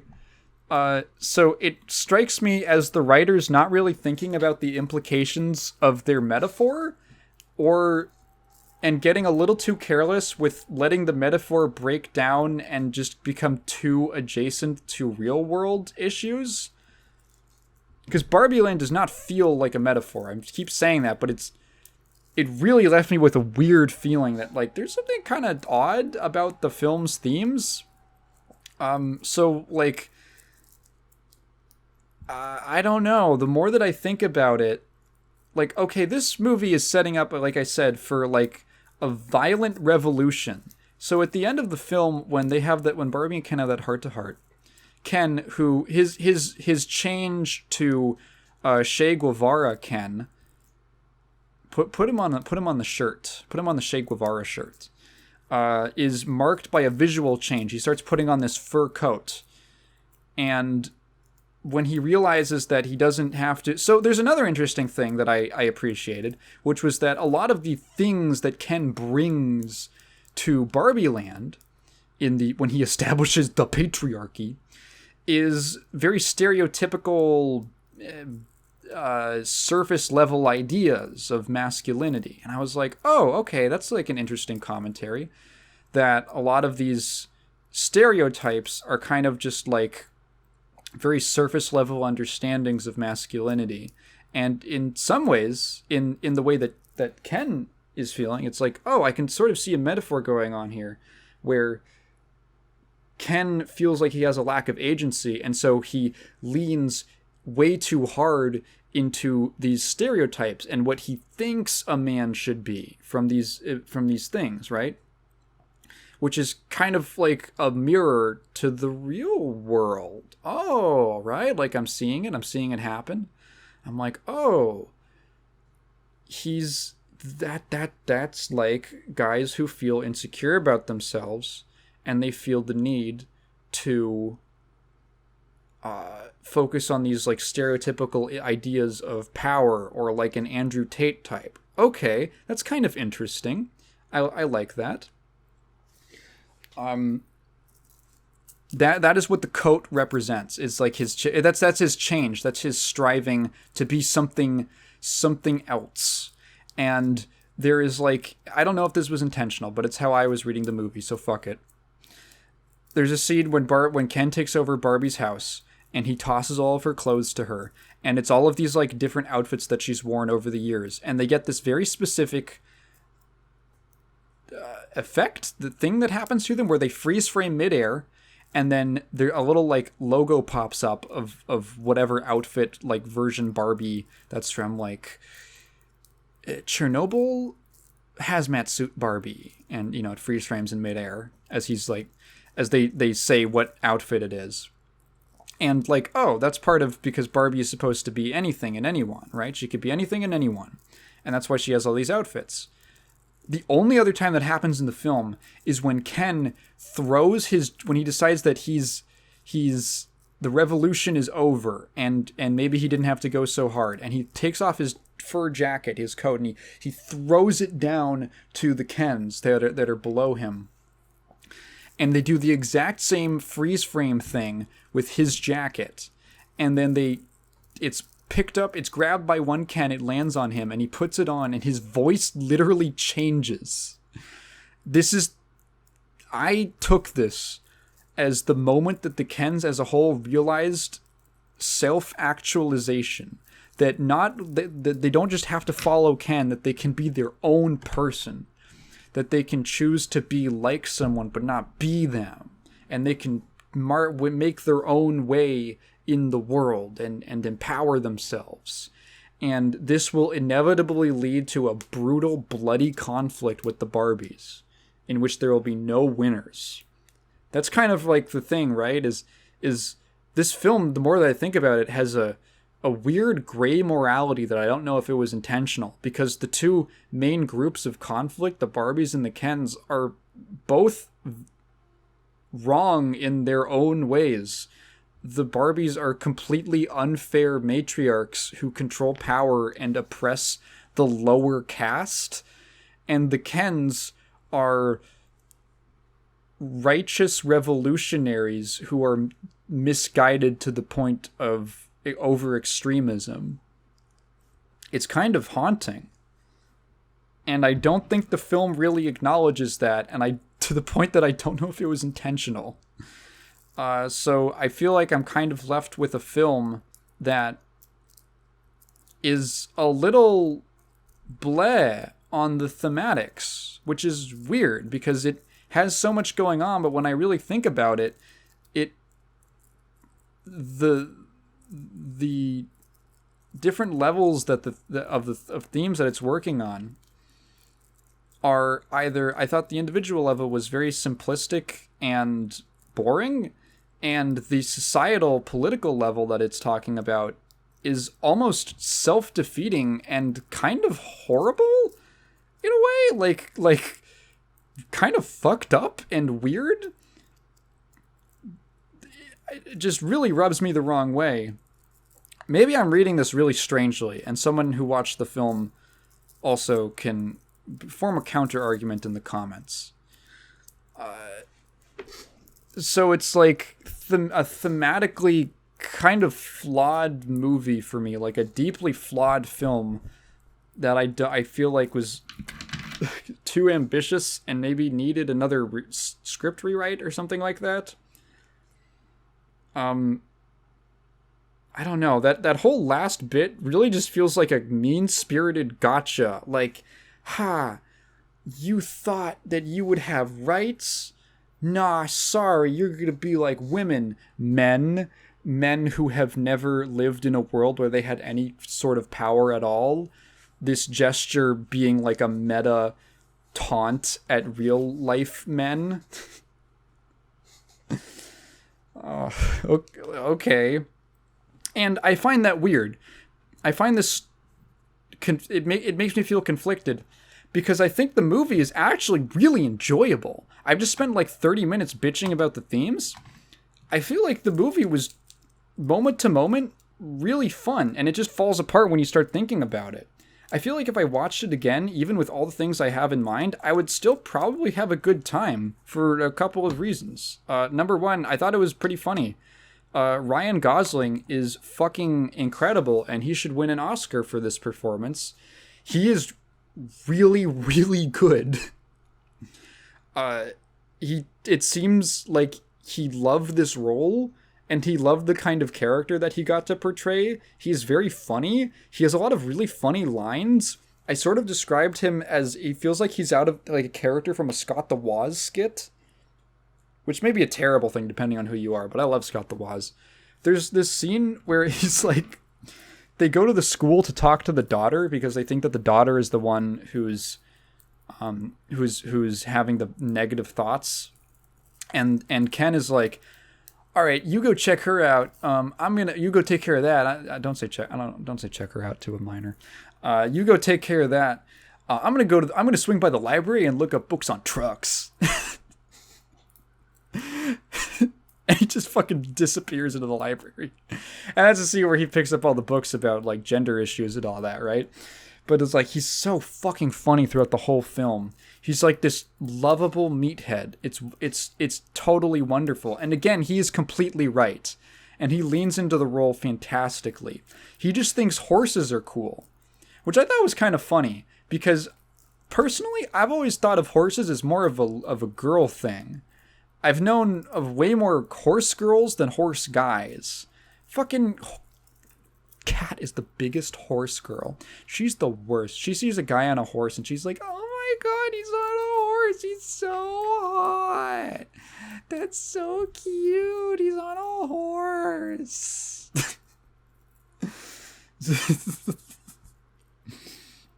Like, I guess I could see it as, it's a symbol of power. It's like a powerful animal or something. But I don't know. I've always associated it more with girls. And he just likes horses. He says at the end, he's like, honestly, once I realized that patriarchy wasn't really about horses, I kind of lost interest in the whole thing. Like, he just committed, at that point, he just committed too hard, and it was a sunk cost fallacy. He is absolutely delightful. Margot Robbie, also very good as Barbie. Dude, I found out, like, yesterday, Barbie was going to be played by Amy Schumer. Could you fucking imagine? What a completely different movie. What a completely different film. If with just switching out one actor. Holy shit. Dodged a bullet with that one. Thank God. Margot Robbie's wonderful as Barbie. She plays the role, I don't know, it's like that, this like, the whole character is this bubbly persona that is deeply really insecure about how perfect she is. And how, like, despite her being perfect, she feels inferior to, like, the other career Barbies around her, which I think is, like, an interesting thing. And I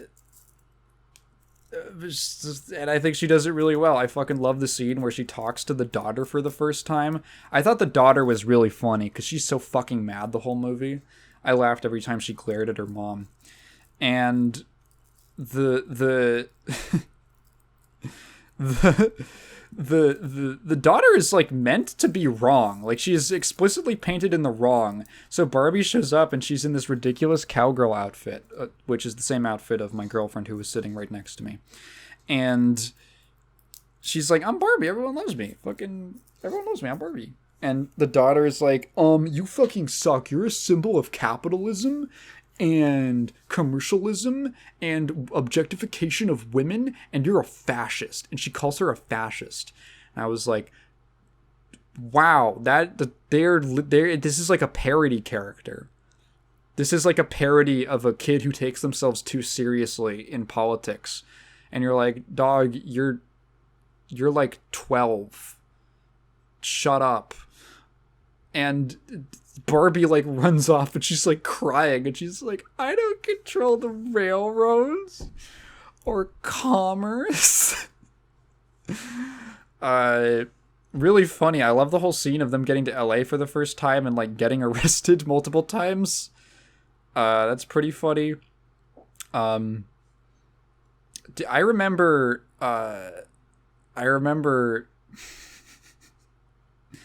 okay, there's a weird thing. We're going to talk about themes again. I thought it was kind of like, I don't know. I think that they should have shown the process by which Ken convinced the Barbies to just, like, bow down to men entirely. Because I feel like, I don't know, it's like, how did that happen? What was their reasoning? How did they get put under this spell despite holding all the power? That's weird. Is this part of the metaphor? Is this part of the allegory? Did this happen in real life? Did women trick men into thinking that they should be in charge of things? Uh-oh. Uh-oh. Uh-oh. Again, the metaphor is getting weird. So, like, I don't know. I do remember sitting next to Kat, and I could tell, because, like, there's one of the Barbies, a couple of them, they're in, like, these sexy maid outfits. And when I think they, like, dehypnotize her, which is just telling them her, like, little fucking gripes about men that they don't like. And it's like, well, maybe not. Some of them are, like, it's weird. It ping-pongs between, like, really little, like, okay, yeah, I know that there's guys that are kind of annoying about this. And then, like, oh, they want you to be their mom kind of things. And it's like, this is, what if I made a movie about women's? And I was like, hey, women want me to pay for the dinner. I don't know why I'm Bill Cosby right now. Probably not the best person to be making a response to a feminist film. Probably not Bill Cosby. That shouldn't have been the voice. What's a good voice for responding to I'll stick with Bill Cosby. What if I made a movie about I got a big check? That's what he sounds like to me. I've never listened to Bill Cosby comedy. What if I don't want to pay the check for a restaurant? Like, well, you want to have a job, but I got to pay for the bill.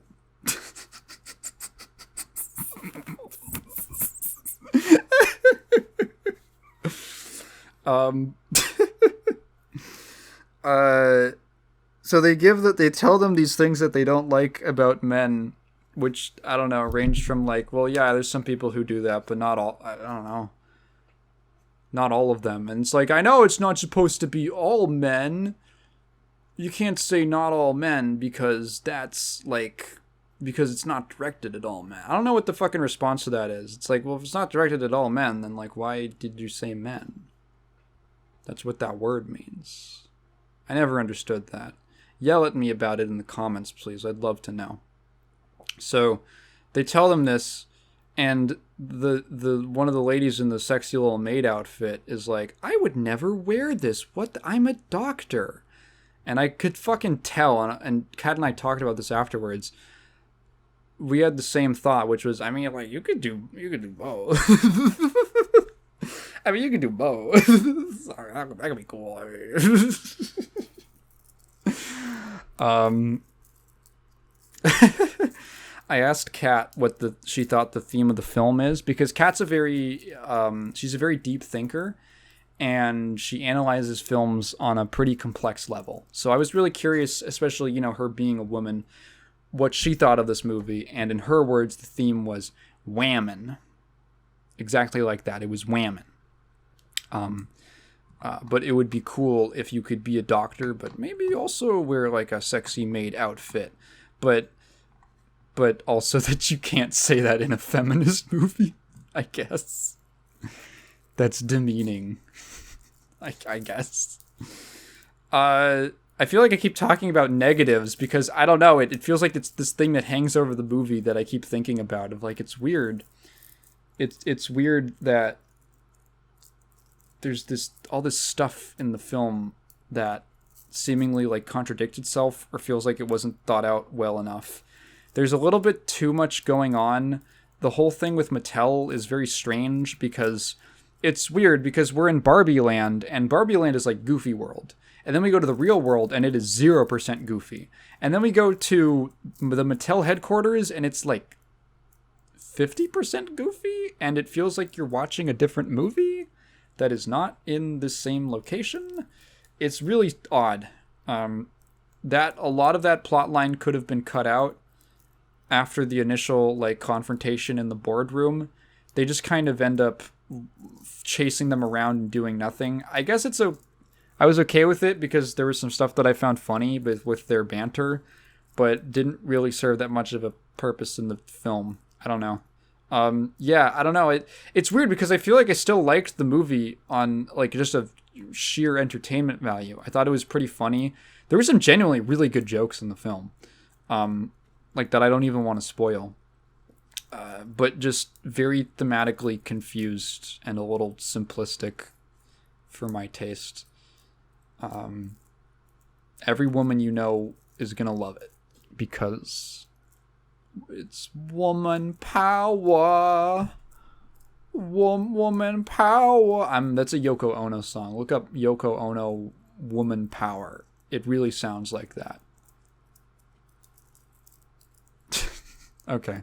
So that's my thoughts on Barbie. Maybe think twice before taking your like little kids to it, because there's some kind of like intense stuff with like the sexual harassment shit and some very heady political talk. And I don't know, if you're not ready to have a conversation with your child about gender politics, don't take them to go see this movie because they're going to have a lot of questions. And that leads me to the second film. Oppenheimer Style, which I saw with a very different crowd, being my grandfather. I mentioned this last time, but he took me to it when we had to cut Oppenheimer out of our anniversary date because of scheduling things, but like coordination with friends and stuff like that. But I ended up seeing it with my grandfather because he wanted to go see it because he met J. Robert Oppenheimer a year before his death. My grandfather technically, I guess, is a what is he? An acoustic physicist? I don't know if it was specifically in acoustics. He's a physicist. And he went to Berkeley. Did he study at Berkeley? I want to say he did. He studied at Berkeley, and while he was there, Oppenheimer came to speak in the 60s, I want to say. A couple years, like I think literally a year before his death, he said. And he wanted to go see it because it's always an interesting story, and I was like, yeah, I'll go with you. I'm down to clown. So Oppenheimer. Absolutely tremendous movie. Really incredible. It's kind of hard to say a lot about it because the movie as a whole, it's hard to say a lot just on my own, right? I do this podcast by myself. This is a really interesting movie to talk to someone about. And we had a very nice conversation about it following the movie after we got out. It proposes a lot of, I don't know, it brings up a lot of really interesting ethical conundrums and is a very interesting picture of one of the most important people who's ever lived on the planet Earth, J. Robert Oppenheimer. I don't even feel like I should... Do I need to introduce it? It's about the man who led the Manhattan Project that created the first atomic bomb. Well, the first one that was detonated, at least. And it's extreme. Well, fuck. I don't know. Where do I even start with this movie? It's weird to say spoilers. Okay, there was some spoilers is like fair, at least in my experience. I feel like I could have been spoiled on this movie because this movie is not. It's a lot of people would say, oh, it's about the atomic bomb. It's not about the atomic bomb. Really, it's about Robert Oppenheimer. It's about Oppenheimer, the man, and his life and who he was, and the various perspectives on him. A lot of the movie is told through framing devices of characters talking about things in the past and their experiences with him.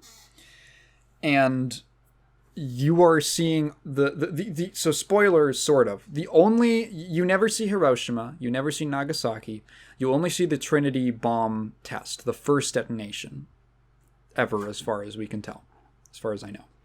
Maybe it was a secret one that the Russians did. I'm not familiar enough with history to know that. You only see the Trinity test. The majority of the film is about the life of Oppenheimer and his struggles professionally and in his personal life, and what a very complex person he was. There is a lot that when I looked it up afterwards was left out, but I was only really left out for, I think, brevity's sake. But usually included in some form, but like in a condensed way. Like, instead of there being so many people involved in this, we're going to cut it down to like this many people and just combine some roles and stuff like that because it's not too important. There's a lot of stuff about his life that I did not realize, that I did not know, and he was a very interesting man. A lot of it is his moral conundrum between... So, there's this meme that's going on about, like, oh, Oppenheimer, when the bomb he made to kill people kills people? What? And that's not really fair. I get that it's a meme, but I hope that no one really takes it seriously, because that was not at all what the situation was. The film and the real history brings up a very grim reality of progress and science. I was watching a lot of interviews about this movie after I got home, and I watched one with Christopher Nolan where he was talking about, I think it was this great French interview. It was in English, but it had like a French audio track and all that. It was a French production. And he was talking about how, for the scientists who worked on this project, there was never going to be a world with no atomic bomb or any atomic weaponry. Atomic power is just a part of nature. It's a rule of the universe. It's a thing that can happen. It is as natural as the physics that make a bullet come out of a gun. It's as natural as the forces that create fire in a flamethrower. So if it is absolutely inevitable that these horrible weapons of mass destruction will exist, they will exist. There is no questioning it. We don't have a choice about whether or not we should make an atomic... It's not a choice of whether or not an atomic bomb should exist. It's about who should have it first. And the decision that they made, which is, you could debate all day, is that America should have it first. You could probably, I think most people would agree it's better that the Nazis did not have a bomb first. So, it's this kind of horrible reality that he lives in, that he is forced to, that also the other scientists working on this are forced to, their hands have been forced, that they have to ensure that an entity that they at least somewhat trust in the United States has the bomb before anyone else does. And they get to set the precedent for what it is so that people understand its power and how they should be used. And oftentimes that's not the answer is not great. The results of that are not great. They are not satisfying. A large portion of the last half of this movie is about the horrible guilt and reality that he has to face, that he is responsible for unleashing this in the world. And there's an element of like, well, if I hadn't, someone else would have. But he still did it, and he says at one point that the blood is really on, he feels like he has blood on his hands. That he was responsible for it. That he was ultimately the one who did it. So there's a lot of very heavy questions about when there's no good option here, so what should you do? And I think it's made more interesting by the fact that Oppenheimer himself is a very flawed man in his personal life. That dude loved cheating on his wife. That was like his favorite thing ever. And his wife, who's Emily Blunt in the movie, God bless her. God bless her, she stuck by him through everything. She gave him way more patience than I would have. Fuck. Well, that's one of the lessons I walked out from, is Oppenheimer's wife, Kitty Oppenheimer, was a fucking champ. Jesus Christ. I felt very bad for her throughout the movie. She is stressed out as shit, dealing with her kids and raising kids, and her husband, who's just kind of like a weirdo. She loves him, but he's a weirdo, and I feel a lot for her.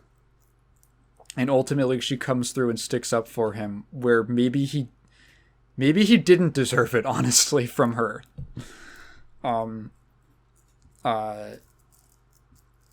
Yeah. I should fucking talk about... No, there is no 20-minute sex scene in Oppenheimer. What the fuck? I don't even know where she got that from. I don't even understand. I was looking up, like, where this came from. I couldn't find anything about a 20-minute scene.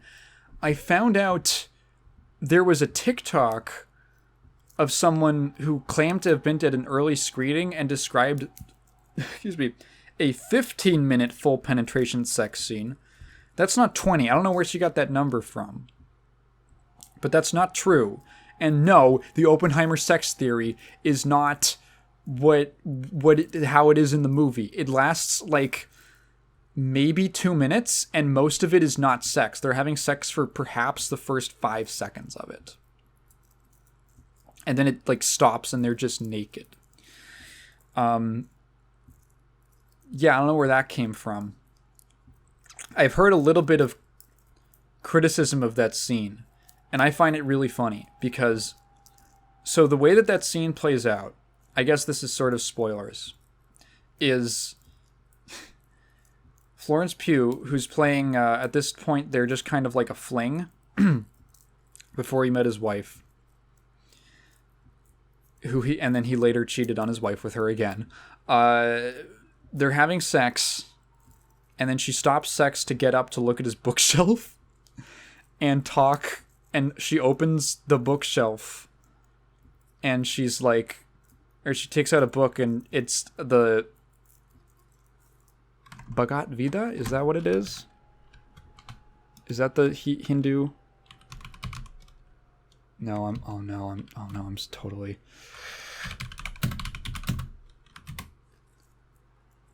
The Veda.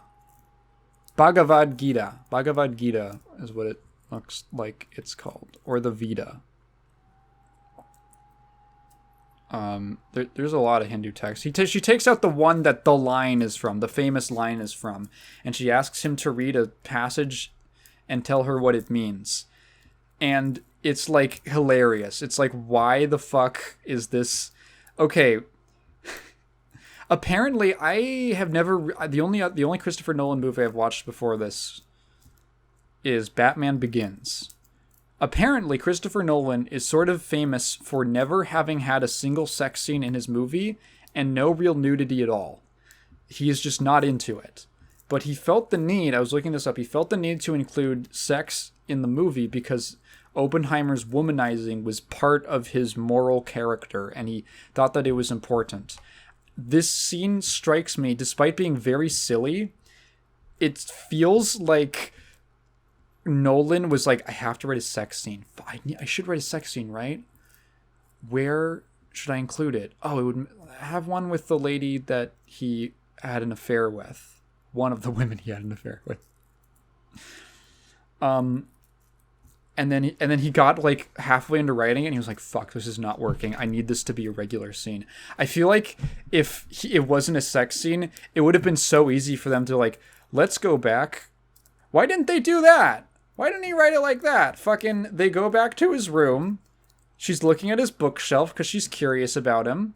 And she takes him and she asks him to read the thing because he wants to establish that Oppenheimer was reading that text because it's the fucking most famous thing he ever said. He wants a scene to establish that Oppenheimer is familiar with this passage. It's a little like on the nose, but okay, fine. Just have them have sex after that. You don't even have to show sex. It feels like a natural... It feels like, I don't know, it feels like Nolan felt like pressure from himself to include a sex scene, and it's super funny. It's really strange. It doesn't ruin the movie at all. It's just kind of quirky.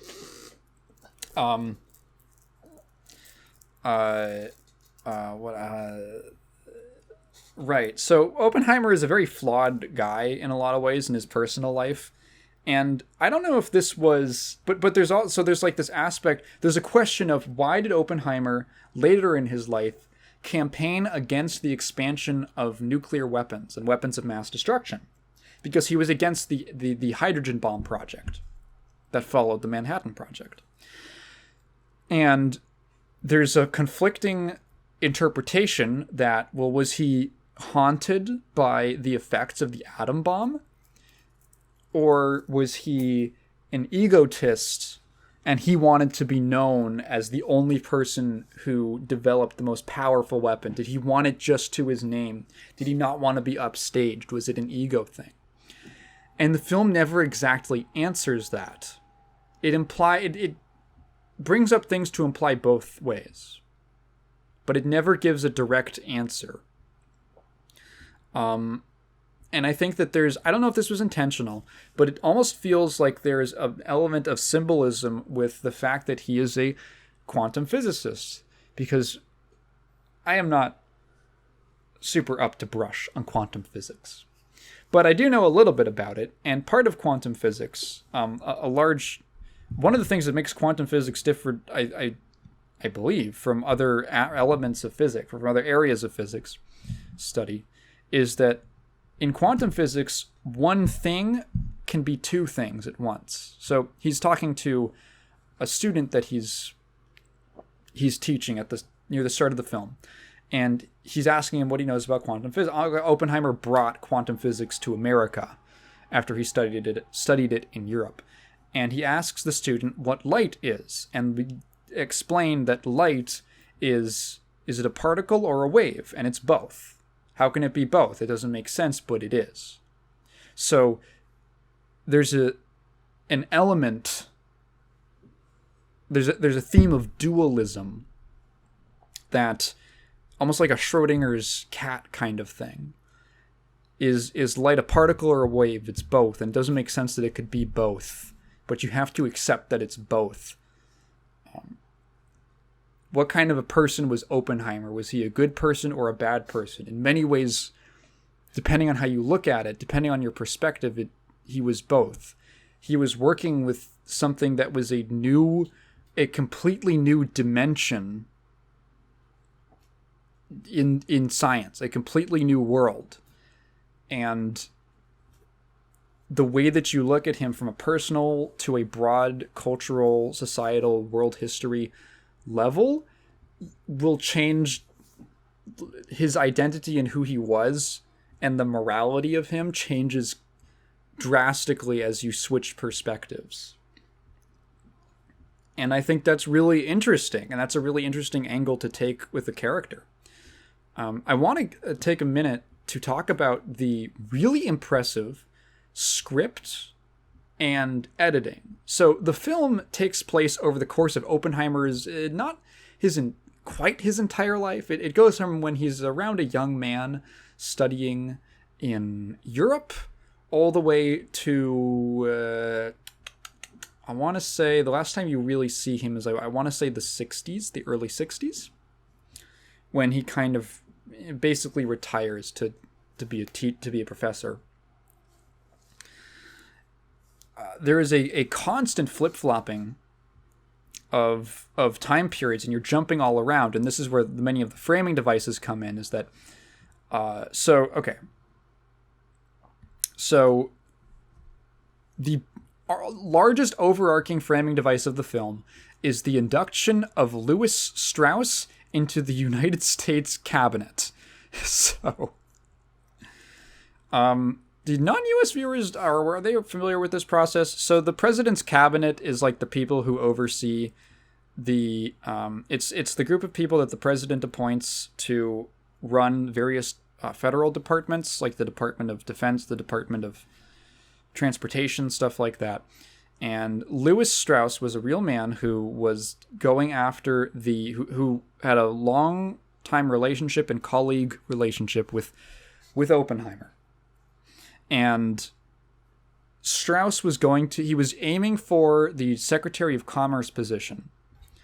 So one of the big controversies and kind of uphill battles he had to face before you become inducted into the position of Secretary of a department, you basically have to get grilled in front of you have a public hearing where they ask you why, they grill you on why you should have this position. It's like a job interview. And the big uphill battle he was facing was the way that he handled Oppenheimer, because Oppenheimer was suspected of having communist sympathies, because there were leaks via communist spies about the Manhattan Project. He had known associations with communists. His wife was a member of the Communist Party for a brief time in university. There's all these little things. He cheated on his wife with a communist. All these things that bring in his loyalty to the United States into question. And he ended up losing his security clearance, which meant that he was unable to be involved in government projects anymore. He was considered not a communist, but he was considered too unpredictable to maintain a security clearance.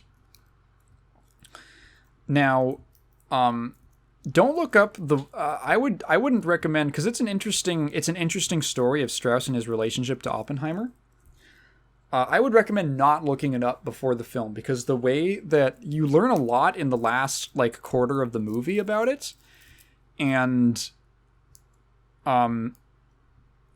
it's basically a lot of him defending his decisions to allow Oppenheimer to do so-and-so. It's that kind of a thing. Strauss was he was the chairman of the American Energy Committee, which Oppenheimer was part of, and he was connected to the Manhattan Project via that. And he, I think, kind of recommended him to them. So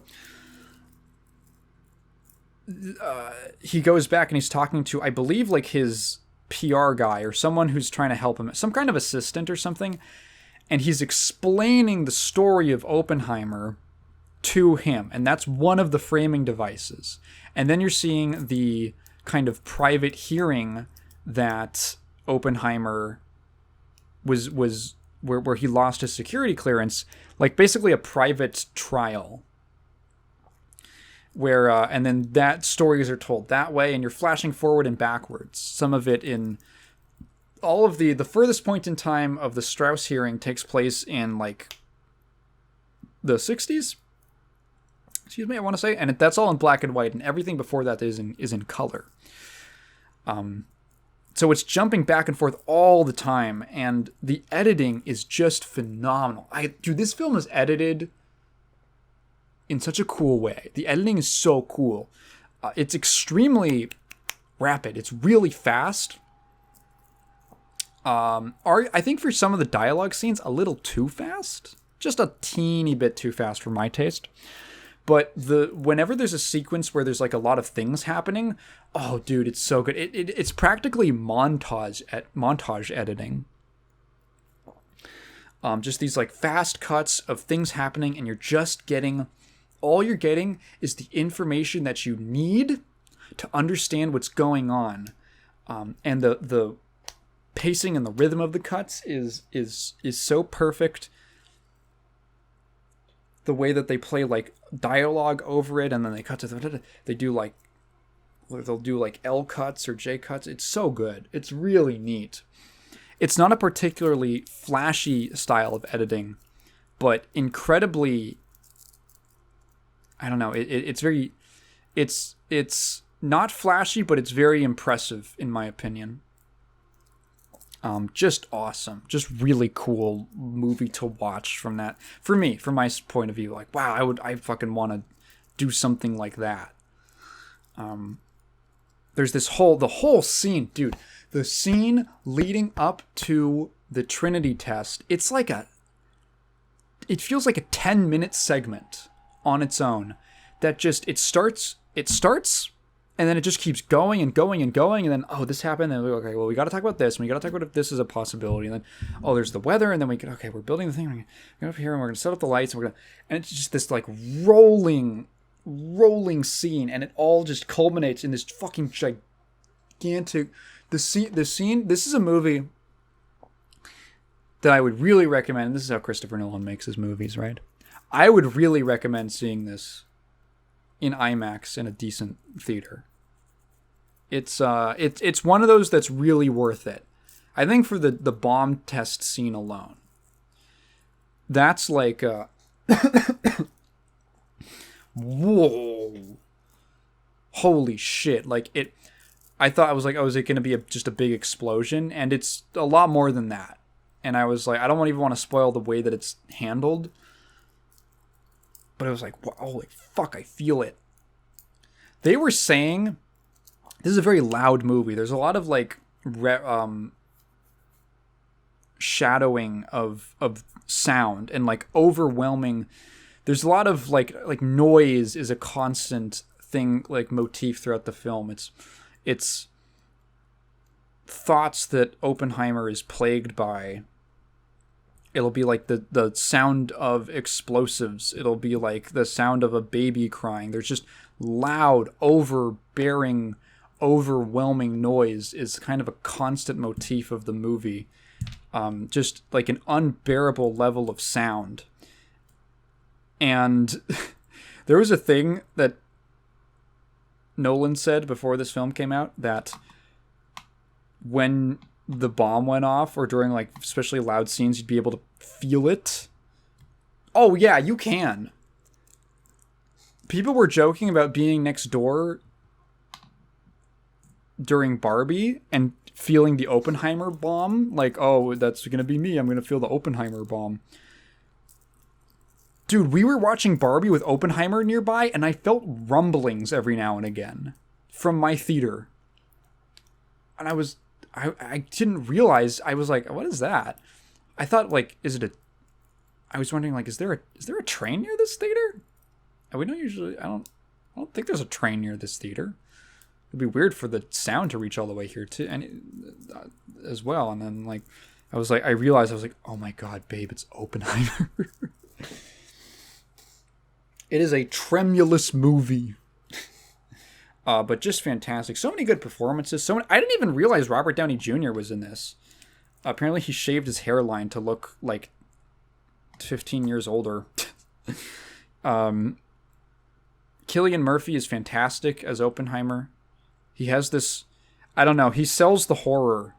He sells like the constant existential horror that Robert Oppenheimer is in before, during, and after the bomb. It's a lot of him staring, but the staring is good, if that makes sense. Matt Damon's really fun as the general. What's her name? Emily Blunt? Yeah. Emily Blunt cries and screams a lot, and I feel bad for her. Florence Pugh, I guess, she was pretty good. She's got a nice butt. She has a nice butt that you see. You see her boobies. This is an adult program. The Cellarcast. Who else is in this? Oh, Rami Malek is randomly in it.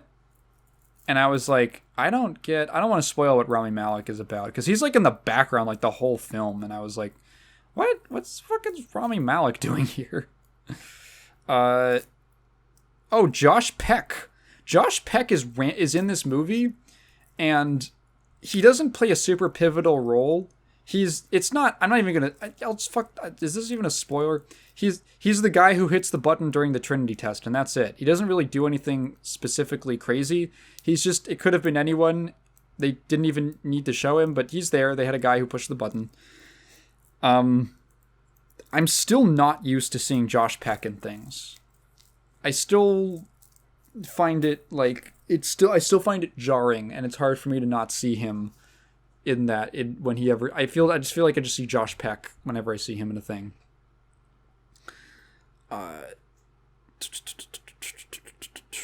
There's just a bunch of random like actors in this. That's like, I think Gary Oldman is in it at some point. It's great. It's a really good movie. Great performances. Really interesting themes. Great cinematography. Great music. Dude, the lead up to the fucking Trinity, I keep saying, the lead up to that test, dude, I thought I was gonna explode. The tension is insane. Because it's one of those things, like, one of the elements that, if you've seen the trailer, is in the movie, is there was like a very small possibility that when they pushed the button, when they detonated the bomb, that it would cause a chain reaction that would burn up the entire atmosphere.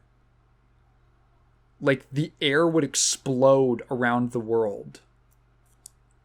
And that's like a thing that had a very close to zero, but was like a possibility. And they were like, well, we got to push the button anyway, because like if we don't push the button, the Nazis are going to push the button. So you might as well find out now, dude. Like it's going to happen. And thankfully, it did not happen. But because there's a threat, it's so crazy. It's built up to so well, and it's established so well, and the characters are so invested in it that despite the fact that I know the world didn't end, I am on the edge of my seat because the characters don't know if the world's going to end. Just a great movie. Really good. I would totally recommend it. It's the best movie I've seen since the Before movies. And before that, it was Shaun the Sheep Farmageddon. Well, I've spent 2.5 hours talking. I'm going to call it quits here. Cut it. Here is it. There's nothing else out you say after cut it. You don't say like cut it quits. We're gonna call it a day here. Thank you so much for listening. If you've been listening to this long, if you have a question, feel free to leave it down in the comments below. But please phrase it in the form of a question, because I'm not just gonna read your thoughts out loud. I am working on the new video. I'm gonna I don't know what else to say. Bye.